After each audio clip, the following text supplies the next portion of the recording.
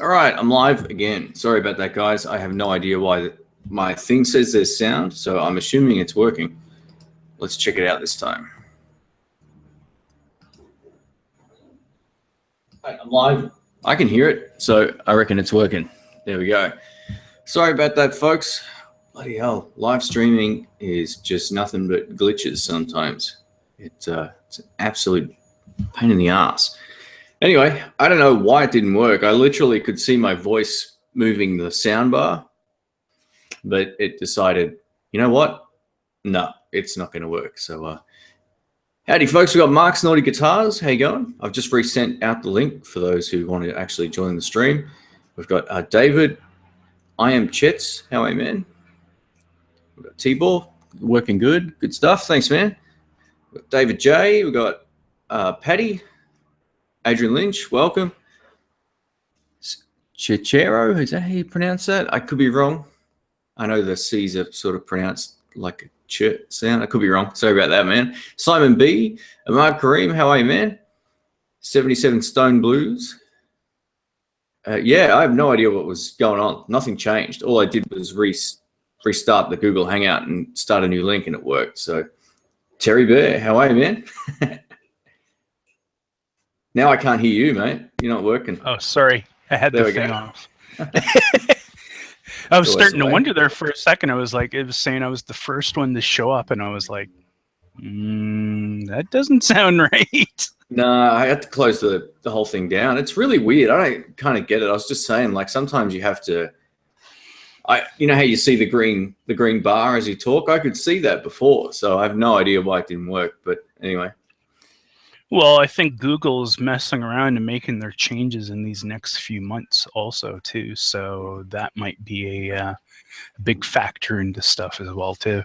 Yeah, the whole new live streaming platform thing will be out, and however they run it, or if they modify this old thing. So, yeah, it should be good.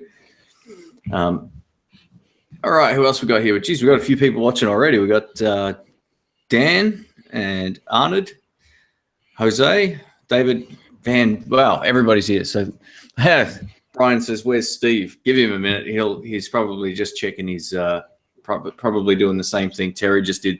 Clicked on the old link and realized it's not working. So for anyone who is wondering where trying to get onto the link, just check your email again. I sent a second email out. So all right. So Ben says, "Hey Shane, you're going to help me get through the day, brother. Question, what's your band name and when's it playing next?" I'll post a link to my website, or actually I'll just post it in the, I'll type it out here.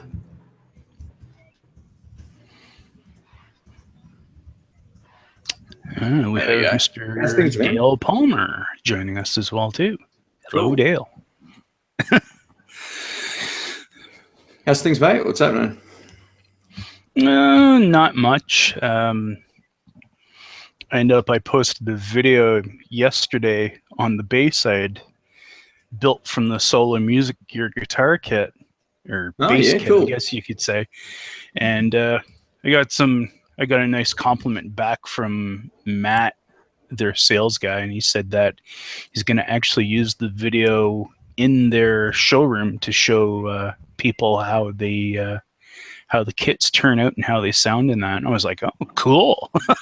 Oh, great stuff. That's awesome. Well done, man. Cool. I'll have to check it out. I haven't seen that one yet. I've been busy working on a huge series of videos at the moment that's unlike anything I've done before. So, yeah, it should be good. How are things with you? Yeah, good. Thanks, man. I'm cutting back on the gear demos, I think, for probably a few months. I just feel like there's a surplus of them out there, so I'm going to try some different things with the channel and, give it a go. See, I reckon this new idea will be pretty cool. I think folks will enjoy it. It's very, very different, but it's still guitar orientated, but it's nothing to do with, it's nothing like I've done before. Let's just put it that way. So I hope it goes over all right. I've showed a few friends the intro clip and a few of the first 30 seconds, and it had them laughing. So I thought, all right, it might work. But But that's the Well, thing. You show anything. friend stuff, they always support you anyway. But yeah, I reckon it might be kind of funny.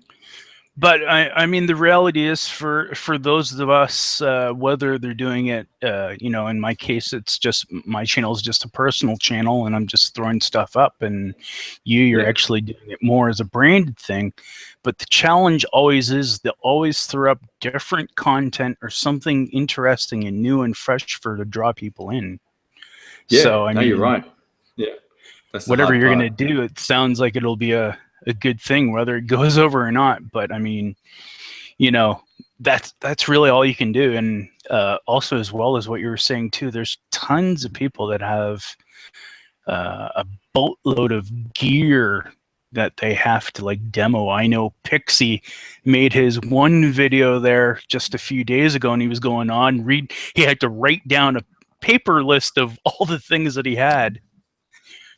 Yeah, wow. So it's like, yeah, I'm kind of not enjoying doing the gear demos as much anymore. Like they're getting a little bit boring. I've done probably like what 1,200, 1,300 videos, and not all of them had like high production quality, but just going through gear isn't as exciting as it was. So I think what I'm gonna, for people watching and everyone, Steve, welcome in. What I plan on sort of doing now is doing more like tutorial videos. They seem to be fun to make, showing people how to get things working, as well as how to make the most out of pedals. And a lot of guys ask me questions. I get like thousands of questions a month about gear and how to use it, and what do I think of this versus that, and all that kind of stuff. So I'm going to just literally get away from doing the demos. It sort of sounds a little counterintuitive, but I think for a little while anyway, it'll be something good. And this new series of videos will be a little bit like a reality TV show. That's all I'm going to say. It's not exactly that, but it's kind of that. So I've taken some. Sorry, go ahead. Oh, I was gonna say, like, like I mean, with yourself and you know the style of music you play, and it kind of reminds me of like Brett Kingman there. Yeah, you know, he lives not far from me. Do so many demos of like guitars and pedals and that, but it's like, you know, every once in a while you get that, you know, you get a video where it's not a demo or something of, you know, a demo of something or showing off something. It's actually playing. And it's like I said, like with you and like Brad and, you know, a couple other people, you know, when you get those videos of them actually playing something and you're like, oh my God, why the hell are they not doing this more? Yeah. I mean, Brett's a professional. He tours with like a bit of an Australian icon. Really? In terms of like, yeah, from the late 80s, I think, to early 90s, he tours with a guy called Daryl Braithwaite. Now, in Australia, that dude's sort of like a household name, but he's not on the scale of like Led Zeppelin or anything, you know, like globally. No one outside of Australia would have heard of him, but he does do a lot of session work. He's a pro. He's a pro player. He's a whole lot more. He's a much better player than me. But yeah, I don't know. Yeah, that's the scene in Australia, you know, unless you're touring with guys that are really like sort of like a household name, it's not an easy scene. So he makes, from what I understand, pretty decent money doing his videos. So he pumps them out. Well, and I mean, also he got his big start with ProGuitarShop.com too. Yeah, that's it. Yeah. So I mean Andy, when he left, everyone just kind of. Yeah. All right, so we've been ignoring Steve. He's been sitting there patiently and quietly. How are you, mate? Yeah, sorry, Steve. It's okay, guys. I'm very used to being ignored. I'm married. Boom, boom. Yeah, but seriously, folks. Yeah. No. How's everybody? Yeah, doing well, thanks, man. How are you? Doing okay. We're sitting here under close to a couple of feet of snow that just fell over the weekend. Oh man. Oh yeah. Yeah. Did you get it up by you or Tara? No, but we've had the really strong winds, and today is the first day where the winds have actually died down, but it's still really crispy. I didn't know how far up the states that, or and into Canada. I'm having trouble talking today. And into Canada, the storm went. But yeah, New York, the New York general area, the Boston general area, the Philadelphia general area, they all got, anywhere's, well, around a meter of snow around. No, I'm sorry. Yeah, that's crazy. Yeah, about 2 feet, about maybe 2/3 of a meter. Yeah, man. I don't envy that at all. We've had. I mean, although I'm wearing this right now, we've had some just beautiful weather. I've actually got a tan a little bit now. It's been great. Yeah, this week's going to be hot again, so I'm loving it. How dare you? That Australian winter tan. Yeah, exactly. Must be very strange to have Christmas in warm weather. Well, I don't know. I'm used to it. I kind of, it's whatever you grow up with, I suppose. I guess, yeah. The weird thing is you do see all the movies with all the snow and that, and we're all sitting there in shorts and T-shirts, and we go down the beach or whatever, or go for a swim, or, it's the exact opposite. So it's good. Someone asked me to post a list of Australian bands. So what I'm going to do, I've got a link for them. They can check it out in the chat there. You can check that out. So yeah, I'm really looking forward to the first video. I've just put the finishing sort of touches on it. Last night I was up pretty late, just finishing the first. Well, I've almost got 3 of them finished already. So it'll be, I think, something like a 6 to 8 week kind of series. I've filmed at least 6 of them already, and yeah, I'm just sort of, if it goes over all right, I'll do maybe a few a month or something going forward. But cool. Yeah, I'm really looking forward to seeing if it goes over all right. Like I feel like the gear demos kind of limit you to just doing the one thing. You kind of just, this is what it is and this is how to use it. So these new videos are nothing like that. I'm hoping it goes over all right. If folks watching if you do like these new videos I post on Saturdays, it's called Guitar Search Saturdays. Bring it on. Yeah. If you do like it, please share it around or whatever. And yeah, I appreciate that. In all our wanderings around on the web and everything else, and looking at stuff, just music in general, I've come across the band that is not really a new band, from what I understand, but they're from here in the States. Surprisingly, they're from the state of Kentucky, and I was really blown away to find out that they weren't just into bluegrass or anything. But guys, this is the best cover band I have ever heard. It's called Lexington Lab Band. Okay, and cool. And they play everything. They play Steely Dan. They play Steely Dan. They play Huey Lewis and the News. And guys, if you close your eyes, you will not think that you're not listening to the original band. There's John. Lexington Lab Band. Yeah, fantastic. The guy that I wound up finding the band through was a fellow who does guitar lessons and stuff. His name is Tone Doctor, Tondr. Yeah. His name is Dale. I don't know his last name, but Dale's a regular member of Lexington Lab Band. And guys, if you find them on YouTube, give them a listen. They're a cover band, but they're outstanding. Yeah, cool. All right, I've just posted a YouTube link into the chat there, so folks can check him out, and I'll have a look at him later as well. Sweet. Lexington Lab Band, outstanding. All right, no worries. No, I've got them loaded up here. They look like the real deal. So yeah, I'll definitely check them out. Cool. All right, I'm hearing myself coming back in somebody's speakers. So if you're not wearing headphones, who is it? All right, we've got two more folks here. Tibor as well. How are you, man? Hey, man. Finding you. Thanks. Can you guys hear? Thanks. Yeah, we can hear. Thanks for joining me, man. Thanks, man. I've been looking forward to joining one of these chats for a long time, but I always miss it because I'm here in Europe and the time difference is a bit out. But I decided yeah. to stay awake today. Whereabouts are you from, mate? I live in Budapest in Hungary. Whoa. Cool. Yeah, I don't think we've had anybody from Budapest before, have we? No, guess never. not. There we go. Cool. Does it make me a pioneer? Yeah. You're representing your whole country, mate. So good stuff. So We get like greetings 12 from people, Hungary. 12 people from New Jersey and one from Budapest. So cool. Makes There me you go. think of Greetings to everyone else Swedish as well. guitar nerd. Yeah. Cool. Well, I've obviously seen you in the chat a whole lot of times. So yeah, thanks for stopping in. And what sort of stuff do you play, mate? What sort of gear or music and all that kind of stuff? Me? Yeah. Well,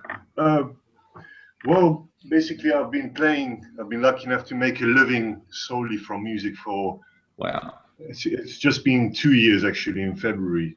Well, good for you. February. Yeah, thanks, man. So I do a lot of a lot of studio work, a lot of session work. Awesome. And I'm very happy because I actually recently got into quite a really cool band here in Hungary, and I'm very happy about that. This is quite a very famous singer in Hungary. Her name is Veronica Tortvera, and yeah. Okay. Cool. So I'm very happy. I do a couple of. She mainly plays in like soul, R&B, funk. Yeah. Stuff like Aretha Franklin. Beautiful, man. Good stuff. Yeah, That sounds so- fun. Well done too. It's pretty hard to Thanks, man. to do music full time. So yeah, you must have the talents and the and the drive. It's good. Good I'm stuff. going to have to look him up. He must be good. Yeah. And feel free to post a link to the band or whatever you want in the chat too, man. People can check you out, and if there's a website or anything. Yeah, sure. I mean, cool. Tibor, is most of your stuff done in English or Hungarian? Well, mainly in English. Well, to be honest, I was born in Hungary, but I grew up in South Africa, in Johannesburg. So I got most of my schooling from South Africa. So I guess I use English the most, I guess, if you can say that, you know. It's funny you say that because I thought I was catching just a touch of Afrikaans accent there. Yeah, I know. Well, to be honest, your accent actually changes depending on which country you live in. So if I go back to South Africa and visit my parents and I stay there for like, let's say 1 week, after week, you know, my accent's back to South African accent. And then when I come back to Hungary, I have to readjust. So Happens the same way in the States. If you're up in the north, you're speaking like a Yankee. You go down to Texas and all of a sudden you got y'all and drawl and all over the place going. okay. I can imagine, Yeah. Well, let me see what I can find for you guys in the meantime. Yeah, no worries. So we've got John here as well, mate. How are you, John? I had muted myself. Oh, there we go. There you go, Thanks, brother. man. Yeah, without headphones, you're breaking the golden rule of the chats, man. I'm gonna I get know, you man. Look, I'm only going to be here a couple of minutes. As you can see, in a car park. This is not a Seinfeld episode. I was going to say, you're outside again. Yeah, he's always outside. What is He's this? outside. Yeah, tell your mate Shane to organise it at a better time. I was expecting one last weekend. What happened? We'll have I to was take him to task. too on busy, that. unfortunately, man. I couldn't do it. I just couldn't do it Too last busy week. running around abandoned schools and shit. Yeah, pretty much. Great videos, by the way, man. I'm enjoying them. Thanks. I was actually out doing other stuff, and that was part of the day. So yeah, I couldn't make it out. Yeah, I haven't told everybody about that channel yet, but I will at some point. Yeah, man. Look, I just came on to say hi. I hate not being part of these things, so even if I'm just on for a minute or two, I'm on my way to work. Actually, I'm late. I was supposed to start at 10. I don't even know what time it is now. Yeah, 10:30. You're doing all right. That's not so bad. And I've got to walk down the street to the office. So you think it's noisy here now? There it'd be worse. So keep going, and I'll watch it all on the YouTubes tonight after work. Yeah, no worries. We'll fire up a weekend one as well coming up. I just thought, you know what, we'll try a different day and see how it goes. No worries, man. Cool. I'm only complaining because it's fun to do. Yeah, it is. All right, cool, man. We'll All right, guys. Weekends it is next time. Cool. Take it Next easy. time, John. Thanks, John. See you, See you, boys. man. Here's John. All right. Isn't it funny how he's always outside? Yeah, every time. Even on the weekends, he's outside. Yeah. Oh, well, I guess that's a good sign. it's probably good to get out from time to time. Actually, I'd love to be in some weather right now where I could be outside. I wish I could spin my computer around and show you what it looks like outside here, Steve, but I'm not going to do that. Well, I got to tell you, as I mentioned a few weeks ago, I've converted one of my outdoor thermometers to tell me the temperature in Celsius, just so we could have a Yeah. reference here. Most of our lows around have been just about -7 C. Yeah, wow. Right now it's 2.1 C. So it's been chilly. Yeah. It's been well under the freezing water mark. So Yeah, it Wow, was that's like crazy. -19 Celsius here, oh, ouch! and the winds were like up into like probably like the Yeah. 60-kilometer range. I think the worst I've noticed recently is about -13 C. Yeah, Yeah, and then you throw a Yeah, 20-mile-an-hour wind with it, and it's you walk outside, you can practically freeze dry yourself. yeah. Like the last day and a bit, it's been a beautiful warm sun, but as soon as a gust comes, you're just like, ooh. It's been like that Yeah. here too. You can start to feel the sun, even though the air temperature is only like 0. All right, we just got a link to the band. Cool, I'll check that out. Thanks, man. Yeah. Well, actually, this is not a band. Well, you guys actually put me on the spot on what to show you, but Yeah. I thought I'd actually share this link with you guys. Maybe it can come in handy. I don't know if any of you are familiar with creating stock audio for like jingles and like adverts and things like that. Oh wow, really? Oh, cool. So this link is actually my profile. Well, I'm not trying to make like a sales pitch here or anything. Don't get me wrong, but this is. That's okay. We weren't buying. Yeah. The reason why I'm showing is because I actually sell some of my music on this platform. Okay. And these are. Well, don't think of these as like complete songs. These are mainly like, let's say, 2-3 minute little atmospheric songs. Oh, yeah, cool, man. But actually, you can make a bit of money doing this. Kind of like you get paid via PayPal. Mhm. This is called stock audio or royalty-free music. So basically, it's like a huge network, and I recommend this to you guys as well. Those of you, Shane, I know you have a studio, at home. I've watched a lot of your Tech 21 videos as well. I was gonna. Oh wow, yeah, the old stuff. Yeah, I was thinking of getting the Liverpool one because to get like a clean platform to run pedals into and then record. Yep. I currently use a Palmer box from a little transistor amp that I have. I've got a Roland Cube, a 60, but from the 1980s, a Japanese one. Oh, nice. Yeah, cool. I haven't had a chance to use one of them before. Oh, we're going on tour. Is that it there? Is it? Yeah, wow. It's orange. Is it orange or brown? Yeah, it's orange. Yeah, wow. That's really cool. And it's like the Roland 60 from like from 2000 and onwards. You had like the new series. I think they discontinued. They got the modern series, but this is the original one. This is like completely analog. It's not digital at all. Yeah, wow. It's transistor. Seems to me I remember cubes being orange somewhere in the past. Yeah. Hold on. Let me get it. Let me give you guys do you guys want to have a closer look? Because then I'll just go and get my other Roland Cube 60. Sure. Which Yeah, go for it, man. Cool. I actually have two of them. 1 second.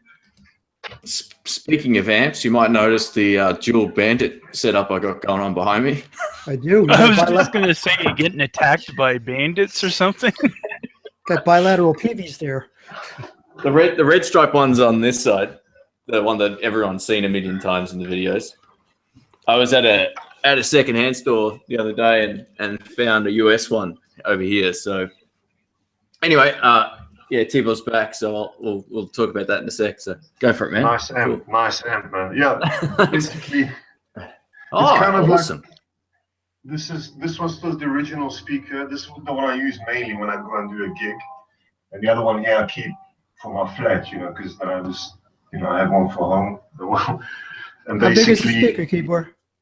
This is a 12-inch. 12-inch. 12-inch speaker. This is still the original one, kind of like the Roland. Roland You know what is 120. so funny is he brings that out, and guess what just showed up on my local Kijiji? I'll share it. Keep talking. Cool. Okay. It looks quite small. I'm really surprised, actually. It looks almost like a Blues Junior size. Looks light too. Yeah, it's quite small. Hold on. Let me give you $80 bucks. Yeah.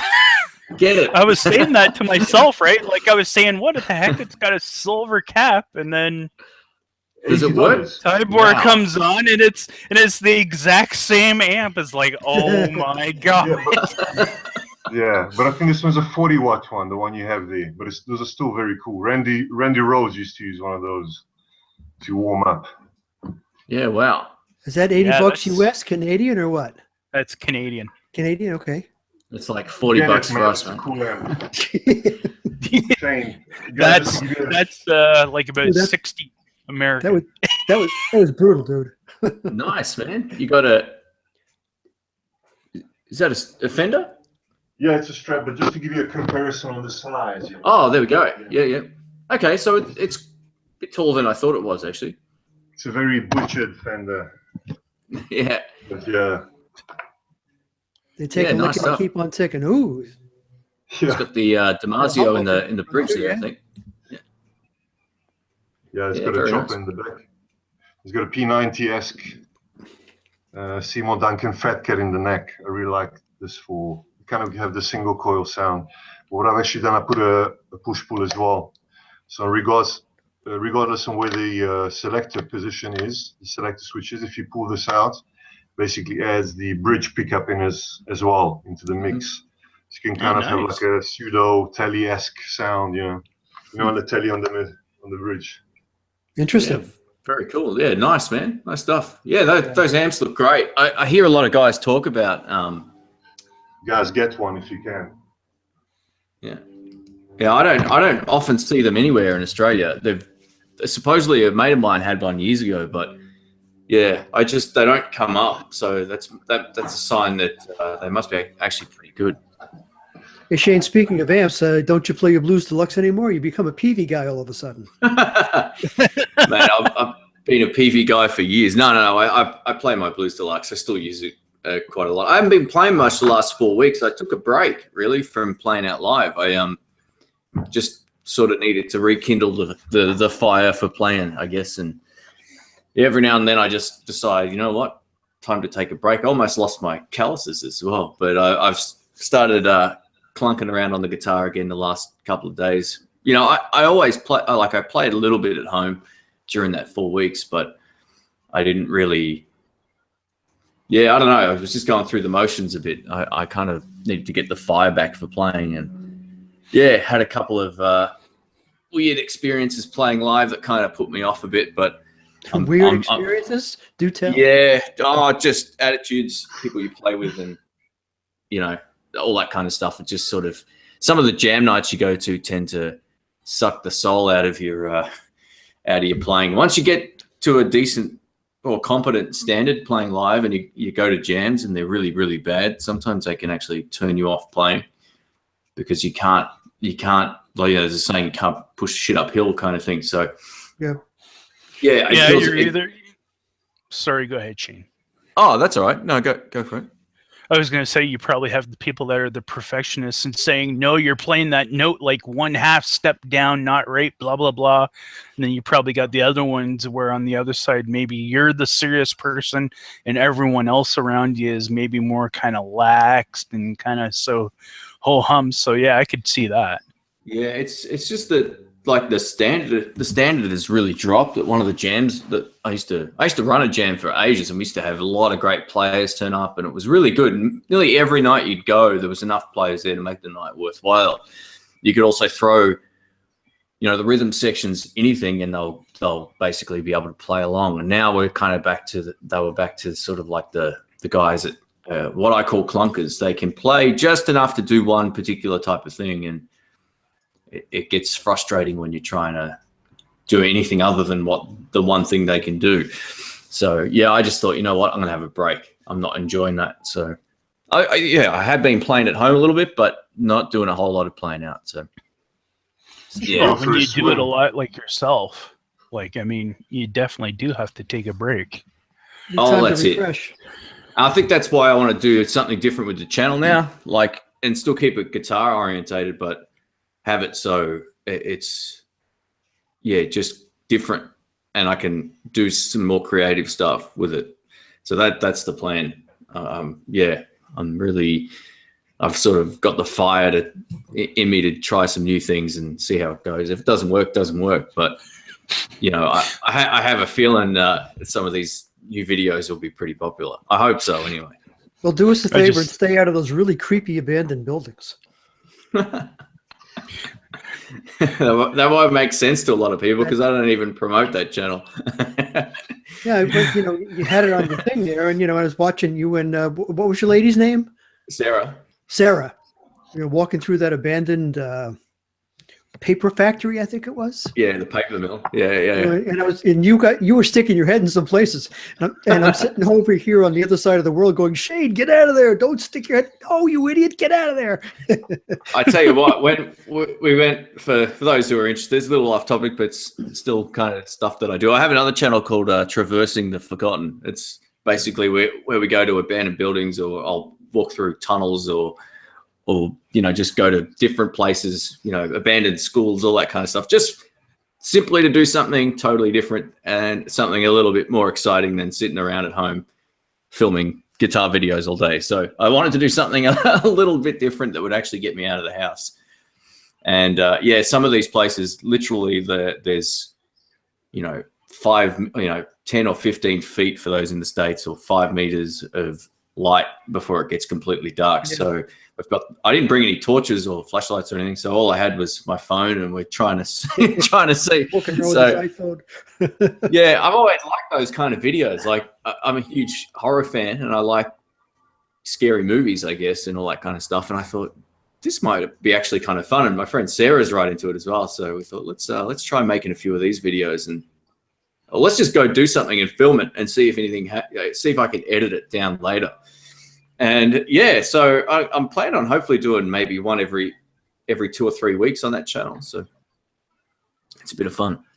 So we've got just be careful, man. Oh yeah. No, just be careful. You notice they're all shot in the daytime. Yeah, and I also choose places that I know there's not just one way in. That's the other thing too. I don't go to anywhere that, you know, I'm going to get trapped upstairs or anything. I wouldn't ever go into like a crack house or anything like that just to shoot a video. That's not what it's about. So yeah, I think I put up 2 videos last week. I went through these big tunnels underground. Oh, not big, but they were pretty big, I guess, like big tunnels and big pipes or whatever you want to call them, or drains or whatever. And yeah, the abandoned school one as well, which had already also been burnt out by fire. So yeah, they're very it's a very different type of thing. And I just wanted something to mix up my day. Pretty much that's what it was. It's like, well, what else can I do that might be fun? And I'll do it. The thing is, people don't realize about me, like, I don't just play guitar. I do a lot of other stuff as well. I've got other interests, as do most people, but music and guitars is like probably still my number one passion, but I love doing other things as well. And one of those things is always using video cameras. I've done that long before YouTube. I was doing that when as soon as I could get a video camera, I got one when I was younger, like in my teens. So yeah, it's one of those things that I've always done that, and I've put videos together and all that kind of stuff since the VHS days. No one will remember that except for those over 35 maybe, but yeah, so I used to do a lot of. Are you talking to me? Yeah, so yeah, I like to film stuff and put things up, and I think that's part of why I'm doing these new series of videos. I realized to myself, hang on, I can do a lot of other types of videos, and maybe these ones, that style will work with you know, with the guitar stuff. So I guess we'll find out anyway. Hey, I'll go one even earlier than that. You remember Betamax? I do. I never had one of those, but I do remember those. Yeah. My wife's uncle had one, and he was the only person I'd ever seen that had one. And then VHS sort of just took off after that. But Yeah. Yeah, that was one of those things that was going to be like, the next thing. And Yeah. it was like you couldn't give one of them away. No, well, that's it. Yeah, they just never took off. I do remember that. Someone, JH Schofield says the next video title will be Shane in the Haunted Crack House. Yeah, nah, I'm not going into anywhere like that. I'm not that crazy. And so we got asked, hey, Shane, have you reviewed the Sir Riot pedal? It's my favorite distortion pedal. I don't know if I've done a demo of that, but I've played copies of it, which I really, really liked. I have a feeling I've got one in my cupboard. I have a feeling I do have one or a copy of one somewhere. So I'll see if I can dig that out and maybe do a demo. I love it. I think it's one of the best higher gain pedals out there. Absolutely. I remember the name, and I think I must know the name through listening to you. Yeah, they're a purple pedal. They're purple. Yeah. I'll bring up a picture. Here we go. See if this works, so folks can check it out. Or it might have been the guys on That Pedal show that maybe they did it. Yeah. So that's the one. Yeah, that's it. I'm pretty sure I've got a clone of one of these, and it sounds like spot on. So I'll see if I can do a demo of that at some point once I finish off these new videos. But yeah, so they're actually really good. I mean, the Sir Riot is kind of like it's a pretty ballsy sounding pedal. It reminds me a bit. It's kind of a little bit like an OCD mixed with a Plimsoll with a bit more gain. They're fat sounding pedals. They're pretty sweet. With a little bit of Chewbacca roar in it too, right? yeah, exactly. So anyone got any new stuff to share? Steve, you're always the, every month or so you go out and you'll silently get another pedal or something. Actually, I'm still paying for the guitar that I was showing off the last time I was here. Yeah. Yeah, it's going to take me a little while to pay that one off. But I am thinking about, stuff for the future. Yeah, fair enough. Also now, for me, like, you said, you have other interests, I've got outdoor interests myself. And as we're transitioning, hopefully, if it ever happens, out of winter here into spring, and summer, I'm going to be starting to get more involved in some of my outdoor activities too. So, cool. Nice. Probably be doing less stuff less sitting in the house playing my guitar stuff than being outside and doing outdoorsmanship kind of stuff. Yeah. Cool. What kind of things do you do, Steve? What kind of outdoor activities? Okay, well, this is an activity that a lot of people feel very strongly about, pro and con, but I'm a competitive marksman. Wow. And as soon as the weather breaks, I'm outside, shooting quite a bit. Yeah. As a matter of fact, just when Shane sent me the link here, I was trying to educate myself on annealing brass, because over the times that I remanufacture my own ammunition, and after a while the brass work hardens and you have to unwork harden it so it performs correctly at the moment that the firearm speaks. So yeah, I'll be transitioning a little bit more into that as the weather gets a little more friendly around these parts. Yeah, you guys are going through winter right now, I presume. Where are you at now, Steve? Sorry. New Jersey, the state of New Jersey. Okay. I'm about 70 miles northwest of New York City. So it's in the Northeast. Yeah. And New Jersey comes together at a point, and it borders on the state of Pennsylvania, and the state of New York is right above me. So within an hour's drive, I can drive through three states. Yeah, wow. That's cool. Wow. Takes me about 7 hours to get to the next state from where I am. And then about another 15 or 20 to get to the one above that. So yeah, that's crazy. But we don't have 50 states in our country here. We've got 7 all up, territories and stuff as well. But yeah. All right, we've got some questions here. I'll just take a couple of these because I tend to sometimes lose track of the chat here. All right, so Michael says, Shane, some of the best work you've done on your site is the Fender Mustang amp videos, including the blind tests and the Mustang Mondays. Do you still use the Mustang? I don't have one anymore. I've gone over this a few times. The reason why I sold one is because, like, a whole lot of my close friends bought one, and then when I went to the jams, there was like 7 of them there, all with my presets. So look, I still like the amps. It's not like I don't like them, but yeah, I've always thought to myself, if I like something, I'll get it, and then as soon as everyone else gets it, I move on.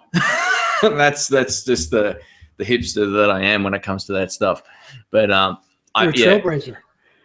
Yeah, well, that's it. And that's why I went back to the Bandit. I thought, you know what? This is the thing. I bought a Red Stripe Bandit, and then 2 of my friends bought a Red Stripe Bandit. I'm like, damn it, stop it. So that's why when I found this one the other day, I got that for exactly the same price I paid for the Red Stripe one. So that's the US Bandit. It's, I think, a late 80s one.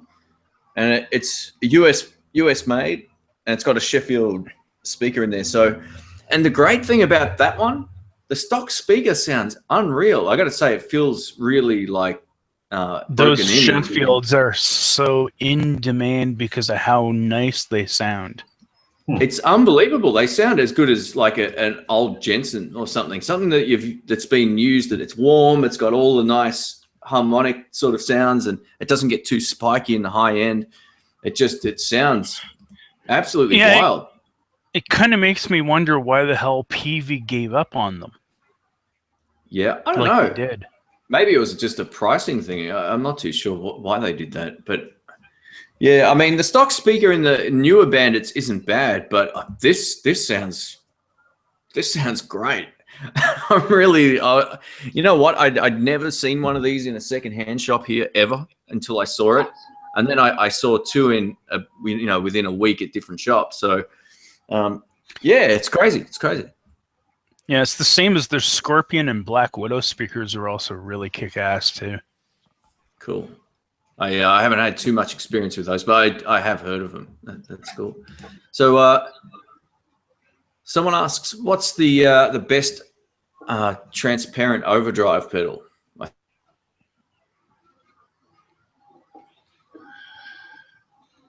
He froze. Shane, come back to us. No. I bet you he lost power again. Remember that happened the last time we did this? Oh, God. He lost power, and he was like gone for a little while. You're thinking that's what it will come down to as well. Sorry, Steve. You're back. You froze. You froze for about 20 seconds. Oh, really? Yeah, we thought maybe you had a power outage again. Oh, maybe man. it's like ghost thing again. I think the Wi-Fi might have dropped out for a moment. Sorry about that, guys. What did you hear last? More Powergate. Yeah. Was it? Did you hear me talking about the transparent overdrive? You just started to talk about that. You just read the comment, and okay. You sort of just went. Oh, I can shorten that now that I've already said it. I'm basically, just let me know what type of budget you're looking for in terms of transparent overdrives, because there's plenty out there, and there's lots of great cheap ones, lots of good, higher end ones as well. He did it again. It's like he becomes unstuck in time when he does that.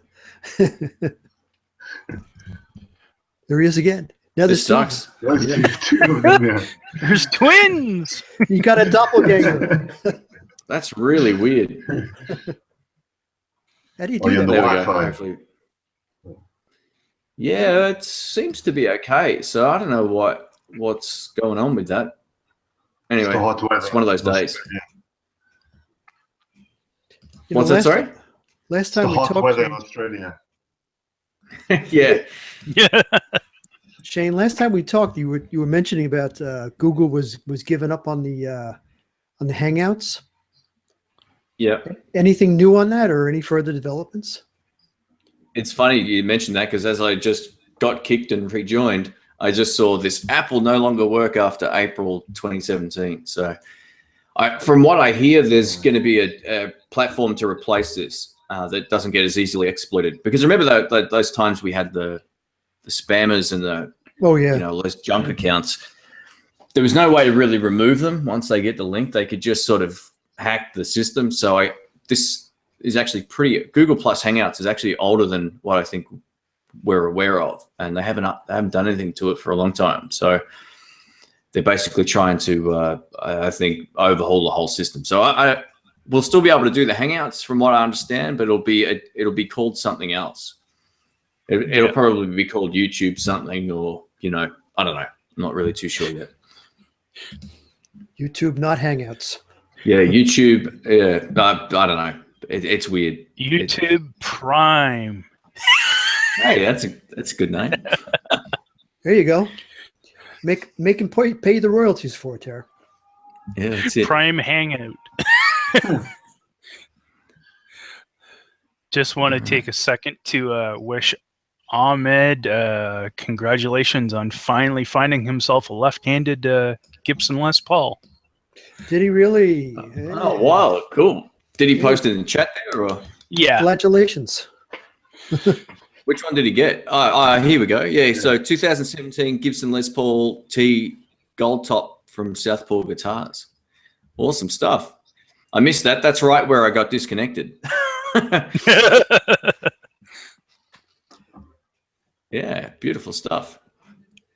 I have to check that. I don't know what that T means. What does that mean? Traditional. Traditional. Ah, there you go. Yeah, Cool. traditional, and they have T for traditional and HP for high performance, which has the gold surrounds around the pickups, the access heel, and I think the wider fingerboard, and the main three features usually on them. Yeah, cool. Oh, nice stuff. Oh, well, hopefully next time he's on, he can show us what it looks like, in person. So that'll be cool. I was going to mention when you were talking about the PV amps, Anderton's just recently posted a video. They're blowing out all their Valve King version 2 50-watt combos for half off. Wow. Yeah, wow. They mustn't be doing business with them anymore or something. Sounds like Yeah, it was strange. So it was Bia and I can't remember what the other guy's name is, Paul or something like that, or Pete. Yes, Danish Pete. Yeah, Danish Pete. Yeah, they did demos of it, and I was like, "Wow, nice!" And then they said that they're giving them for I think it's $350 or $399 UK. But basically half the price for they have 50 units left to blow out. So wonder what happened.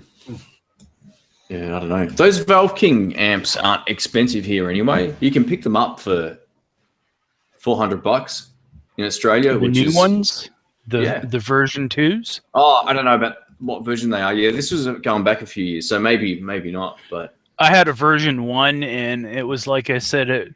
The one thing that they said about those Valve Kings was it was good at many things, but master of none. And it really was true.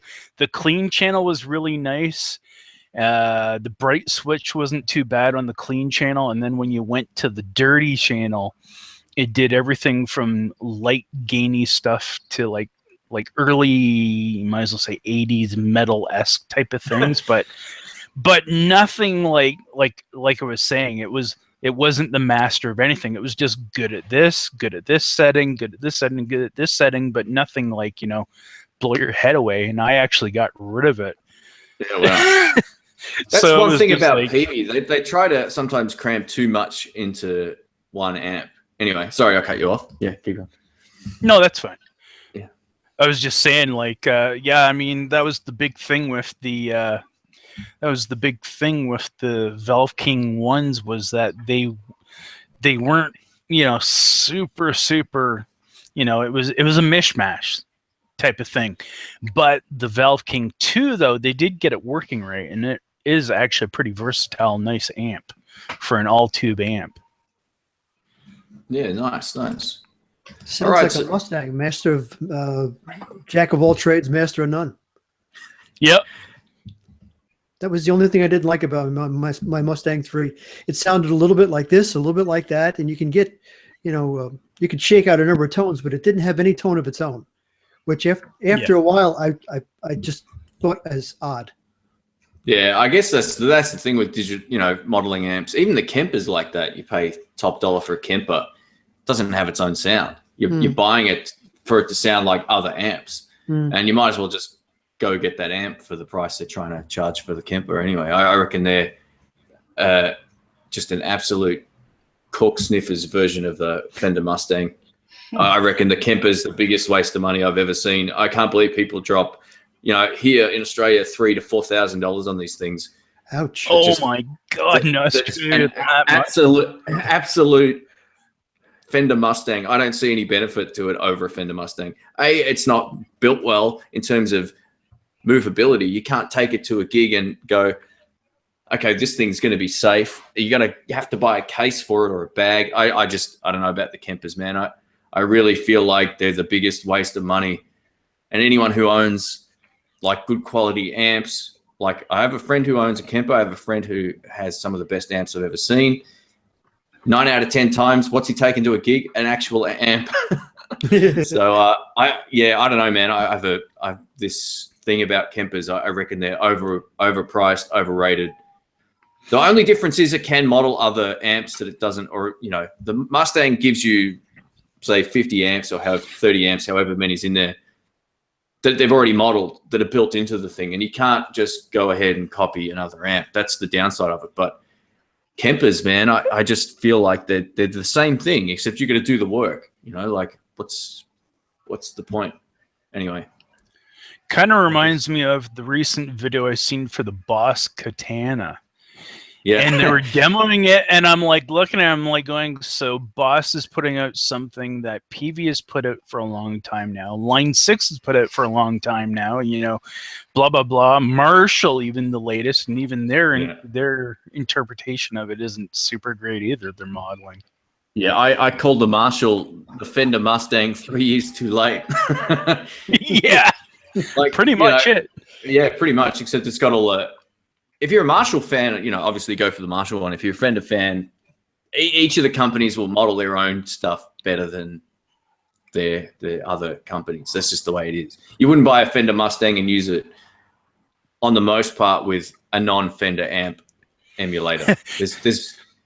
You wouldn't. And same thing for a Marshall. You wouldn't buy that and then dial in a Fender preset all day. Like, it makes no sense. But anyway, yeah, I'll get to some of these questions. Sorry, guys. There's a number of them here now. We got Shane. Have you got any Revelation guitars in Australia? I think they are amazing value for money. I haven't heard of them. Has anyone else heard of Revelation guitars? Can't say I have. No. Right, I've heard of Reverend, but not Revelation. Me too. That's what I thought it was when yeah. I'll see if I can bring it up here. Yeah, that's what I was going to say. I mean, the name does sound familiar to me, but... okay, I've got a website here. They look like a fairly budget sort of brand. Oh, yeah, between $300 and $500. I'll bring this up on screen if it lets me. I'll probably get disconnected again. It's always the way. So hang on, I'll see if I can. How do I zoom in with doing it this way? I don't know if I can. When he fades out like that, it's like watching The Twilight Zone. You're waiting for Rod Serling to come on and go, welcome to another dimension in time. See if I can make this bigger here. Is that better? So in Australian dollars, that's actually, they're pretty good, pretty well priced, I suppose, for what they look like. This website's awful. I don't know who makes these websites. No, it is the UK. No offense to UK folks. No, actually, this is an Australian distributor of these. So this site I'm looking at here is vintage and modern guitars.co.uk brand Revelation. Okay. Gesundheit. It's the similar things as what you're showing on the screen. Yeah. Yeah, they look okay. I mean, I don't know. I mean, that's the thing with sort of cheaper guitars. You never know what you're gonna get until you got one in your hands. I suppose I'd be inclined to check them out. It reminds me, just looking at them, it reminds me a lot of Guitar Fetish / Harley Benton-esque kind of designs. Yeah. Hey, check this one out. I just found the ultimate guitar. This is amazing. Check this out. Let me know when you can see that. looks like a mandolin. What the hell is that? It looks like we've got a cricket bat here in Australia. It kind of looks like a tennis racket or something. Or it could look in another manner if you're very dirty-minded. And then there's this one. It's kind of like reminds me of... That looks like a Vox. Yeah. Yeah, just by the thing VX63. You know what I've come to realize? And this is just recently. I went through a whole lot of shops over the last few days, and so many of these new guitars are they're all the same. There's so many that you can't basically make anything new that looks unique. It's past that point. I've come to the only thing you can make that looks unique is the headstock. The bodies, people are so almost traditional with guitars. They're not going to go buy something that looks like that. Like who would seriously go out and buy that first red guitar that I just showed you? Like I reckon 1 out of every 500 people would look at that and go, "Wow, I need to have that guitar." I think you're right. It seems mostly like everything is either a Strat body, a Les Paul body, or maybe a Telly body. It seems like everything else is, Yeah, that's exactly what I meant. This one's crazy that I'm showing here. It looks like it's a cross between a Les Paul, a Telly, and a Jazzmaster. Yeah. Wow. Like it's got some pretty hefty pickups in there too, whatever they are. It looks like somebody walked into a room and just threw up guitar parts, and there it is. Yeah, kind of. If I could only get the picture to pop up. Might pop-up blocker. Yeah. Yeah, that's not working for me. All I can see is the white box. Oh, here we go. Oh, there's an eyeball rolling around looking for it. You see what I mean, though? Like even this company, who is this again? Revelation. Oh, there we go. Yeah. So it's essentially a Telecaster. That's what it looks like. Yeah, right. It is a mix of different things, but essentially it's still the same shape, like a 72 thin line body that has just been butchered with all kinds of different things. That's kind of what I mean. It's pretty hard for these companies now to come out and have anything unique. And I'm starting to feel that way a little bit about the pedals as well. There's nothing that's coming out there's things that come out that are different to some extent. They do sound different. They do maybe stack better than others or whatever. But overall, everything's been done. And I really feel like, I'm just going to interject on that point, and it's going to become even more harder now because, as I mentioned before about Gibson going to copyright court, apparently they have won all their rights. Yeah, wow. So Flying V, SG, ES, they now have original patent rights to.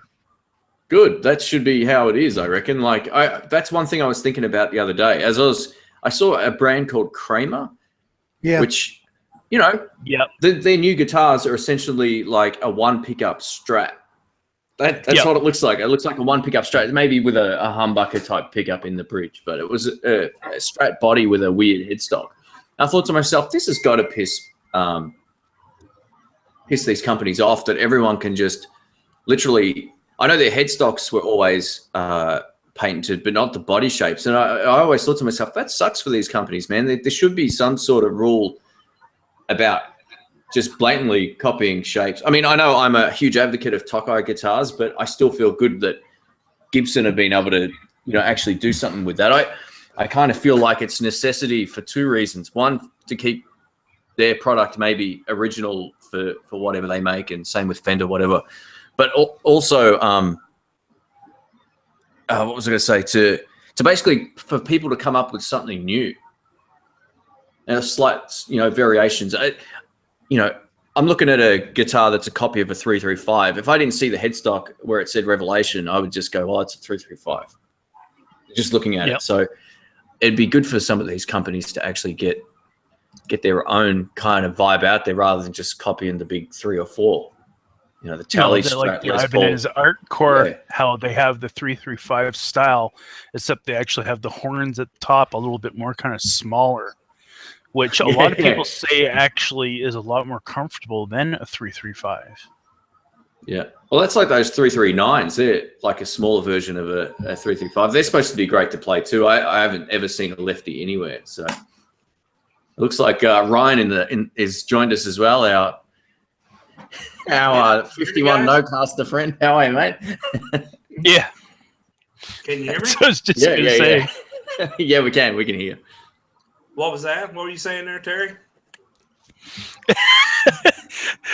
I wasn't saying anything about the 51 no-caster Shane was. That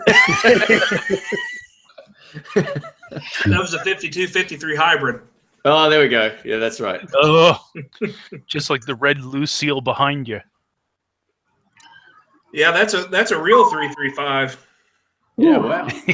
What a beautiful, man. A Tokai one or a Suzuki? Which Toyota, maybe. I think it's a Kawasaki. Yeah, I went through some of those cheap guitars for a while. It was fun, but I missed the real deals after a while. For those who are listening or watching the live stream, I should say, Ryan actually had a really pretty cool private stock PRS that he traded for a entry-level Squire Telecaster. So yeah, it's good that you've got a few nice guitars there, mate. Is that the same acoustic you had last time as well? Or? Yeah, same acoustic. I've just got the 335 right now. I'm trying to figure out what I need. I mean, I definitely need a Strat, but I'm trying to figure out with a 335 and a Stratocaster if I need a Telecaster or if I can get by without it. And I don't know. I've been looking at the new Fender American Professional line. I played one today, as a matter of fact. They're actually really nice. They're really nice playing guitars. Yeah, I've seen one and haven't played it yet. So yeah, everything that I always do when I buy one, all the mods that I make, they've already done from the factory. Treble bleed. Yeah, cool. They've wired the bridge pickup to the tone control. You know, that stuff makes sense. You can't get anything to twang like a Tele does, though, Ryan. I'm thinking if I had to choose. I'm thinking I need 3 guitars. Yeah. And if I had to pick 3, maybe 4. Maybe 4. 4 becomes 5. I think with the 335, to me, there's not a lot of tonal difference between a Les Paul and a 335. I was going to ask Shane about that tonight. What do you think about? I know you've got those Tokai. You've got a 335 and a Les Paul. How do you interpret their differences? Yeah, if you had asked me a while back when I had my Gibson basis for comparison was different to how the Tokais compared to each other. The thing I like about the 335 in my particular case is I find it a bit more chirpy in the highs, which is maybe a little more of my preference. They are pretty similar, but I think there's sort of like a sort of maybe a little bit more of an overtone with a 335. If I had to just have 3 guitars, I'd have a 335, a Strat, and a Tele.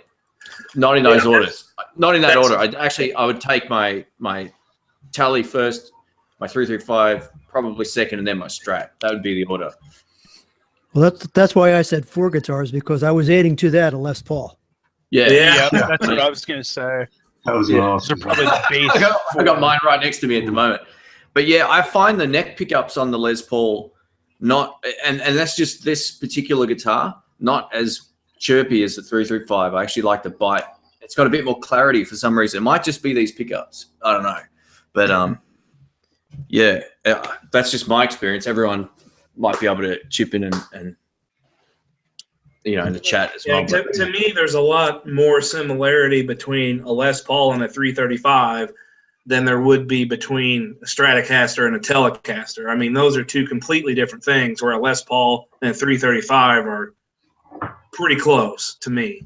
No, I agree. I mean, on the most part, if you were to put the same set of pickups in either, there's not going to be a huge difference. You'll hear a difference, but it won't be huge. I think it'll be, yeah, there's something about the hollow body thing does something to the sound, whether or not it's just at a certain volume.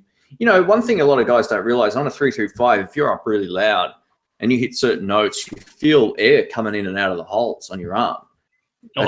Yeah. A lot of people don't realize that. So I think that has some impact, obviously, on sustain and all that sort of thing. So, yeah, I would take a 335 over a Les Paul, unless I was playing heavier style of music, then, which I don't. But if I did, right. Yeah, my reason for picking it is really just pretty utilitarian.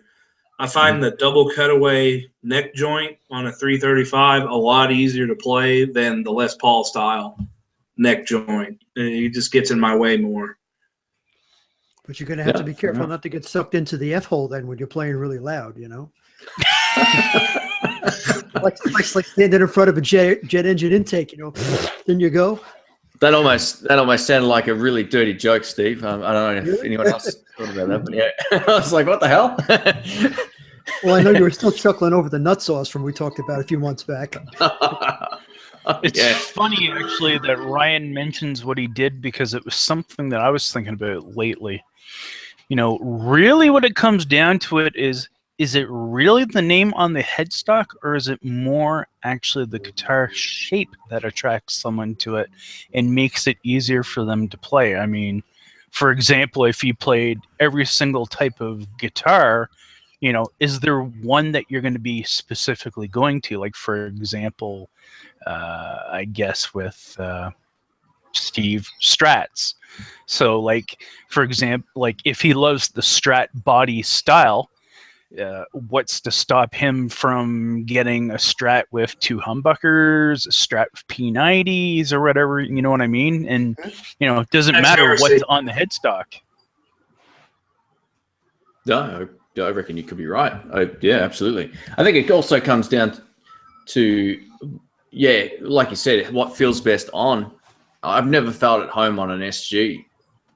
That's one of those things some people swear by. And that's another guitar that could feel similar to a 335 on, except that you've got all this extra access up to the frets, and they are a brighter instrument for whatever reason than a Les Paul on the most part. Have you played an SG, Ryan?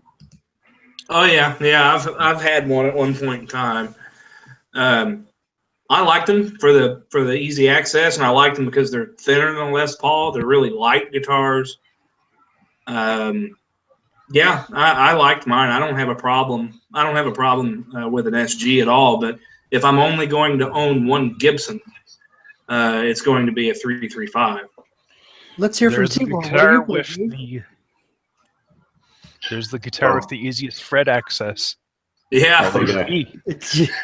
Just try playing that sitting down without the strap on. I was a song. Yeah. Yeah, cool. Talk about sounding dirty, Shane. Oh, yeah.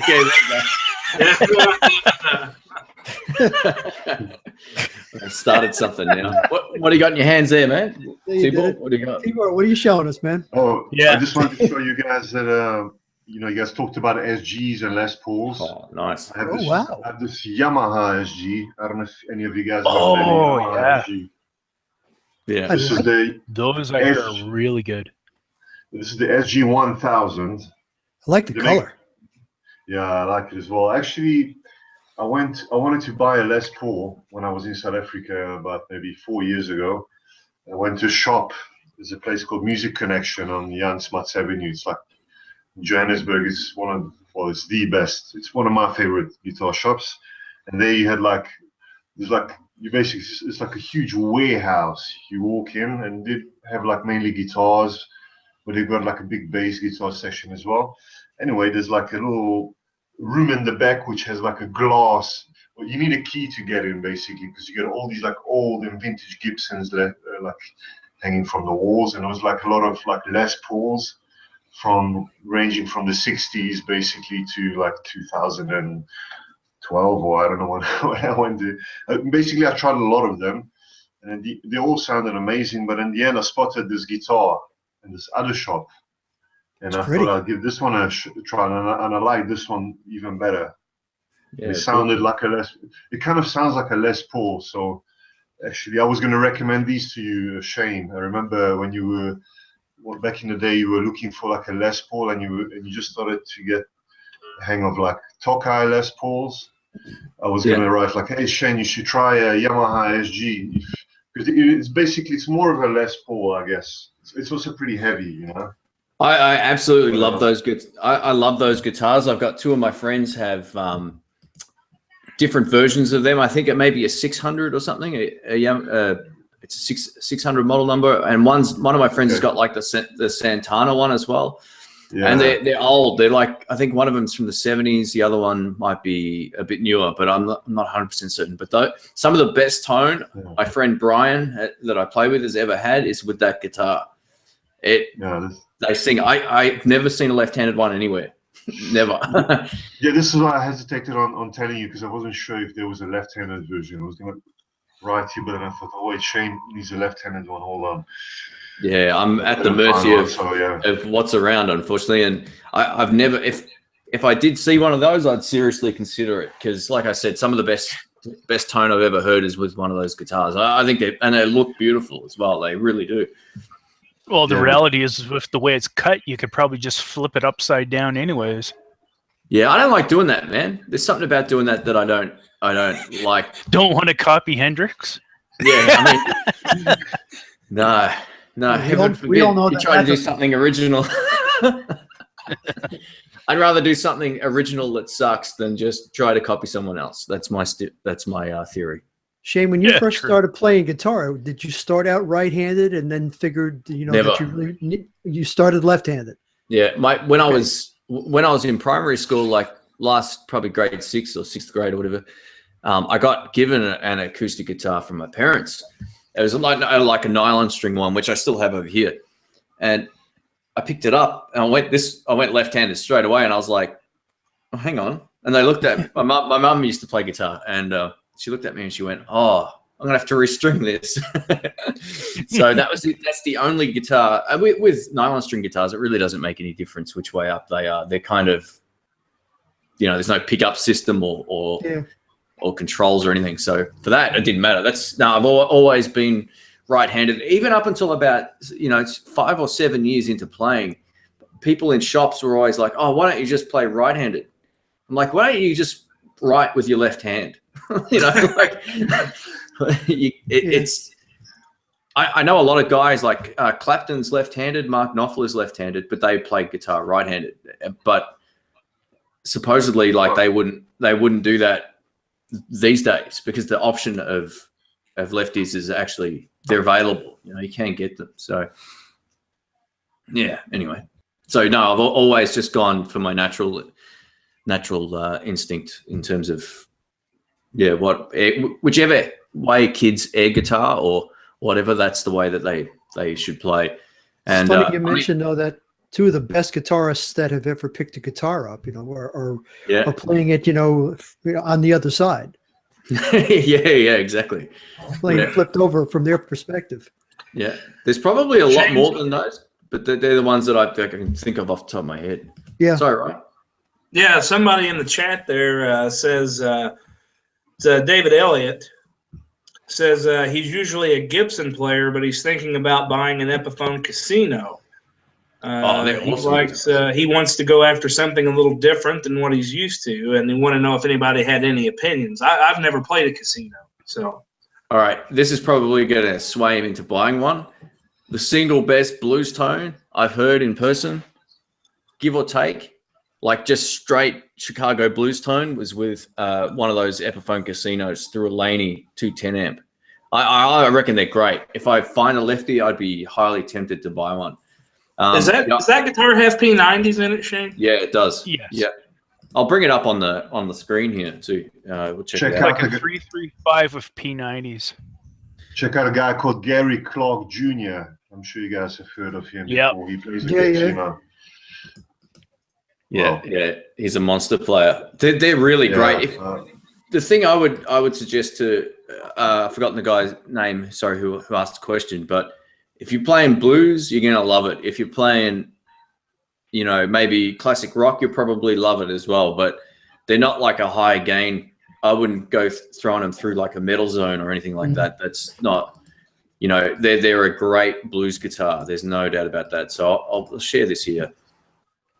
There's a few colors. You can get like a natural finish one as well, which is basically this kind of color. I've seen it. It must be a new color for this year. I actually saw it the other day. That's not a casino, obviously. Yeah. I saw one of these in the shop the other day too. They look pretty wild. Those are great guitars.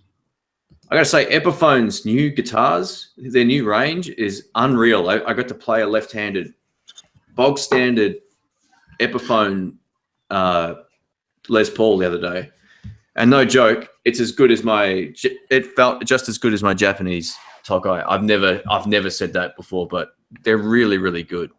So yeah, these casinos, man, they're the real deal. If you're into blues, you're gonna dig it. I'd buy one of them if I could. I just don't see. Don't forget around. Beatles, John Lennon. Yeah. What is he?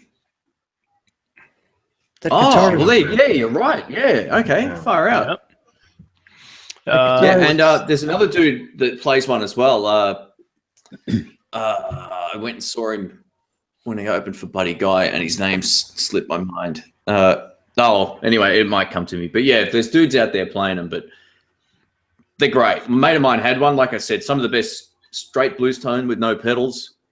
The casinos rock. I did see that question earlier, and I meant to reply, but that was right around where I had two of me in the chat, and I got distracted. Also, don't forget that it's completely hollow. Sorry. Oh, go ahead, Yeah, Tibor. sorry. Go for it. I was just going to say, don't forget that the casino is completely hollow. It's not a semi-hollow body. I think I could correct me if I'm wrong, but as opposed to a Sheraton, which is semi-hollow.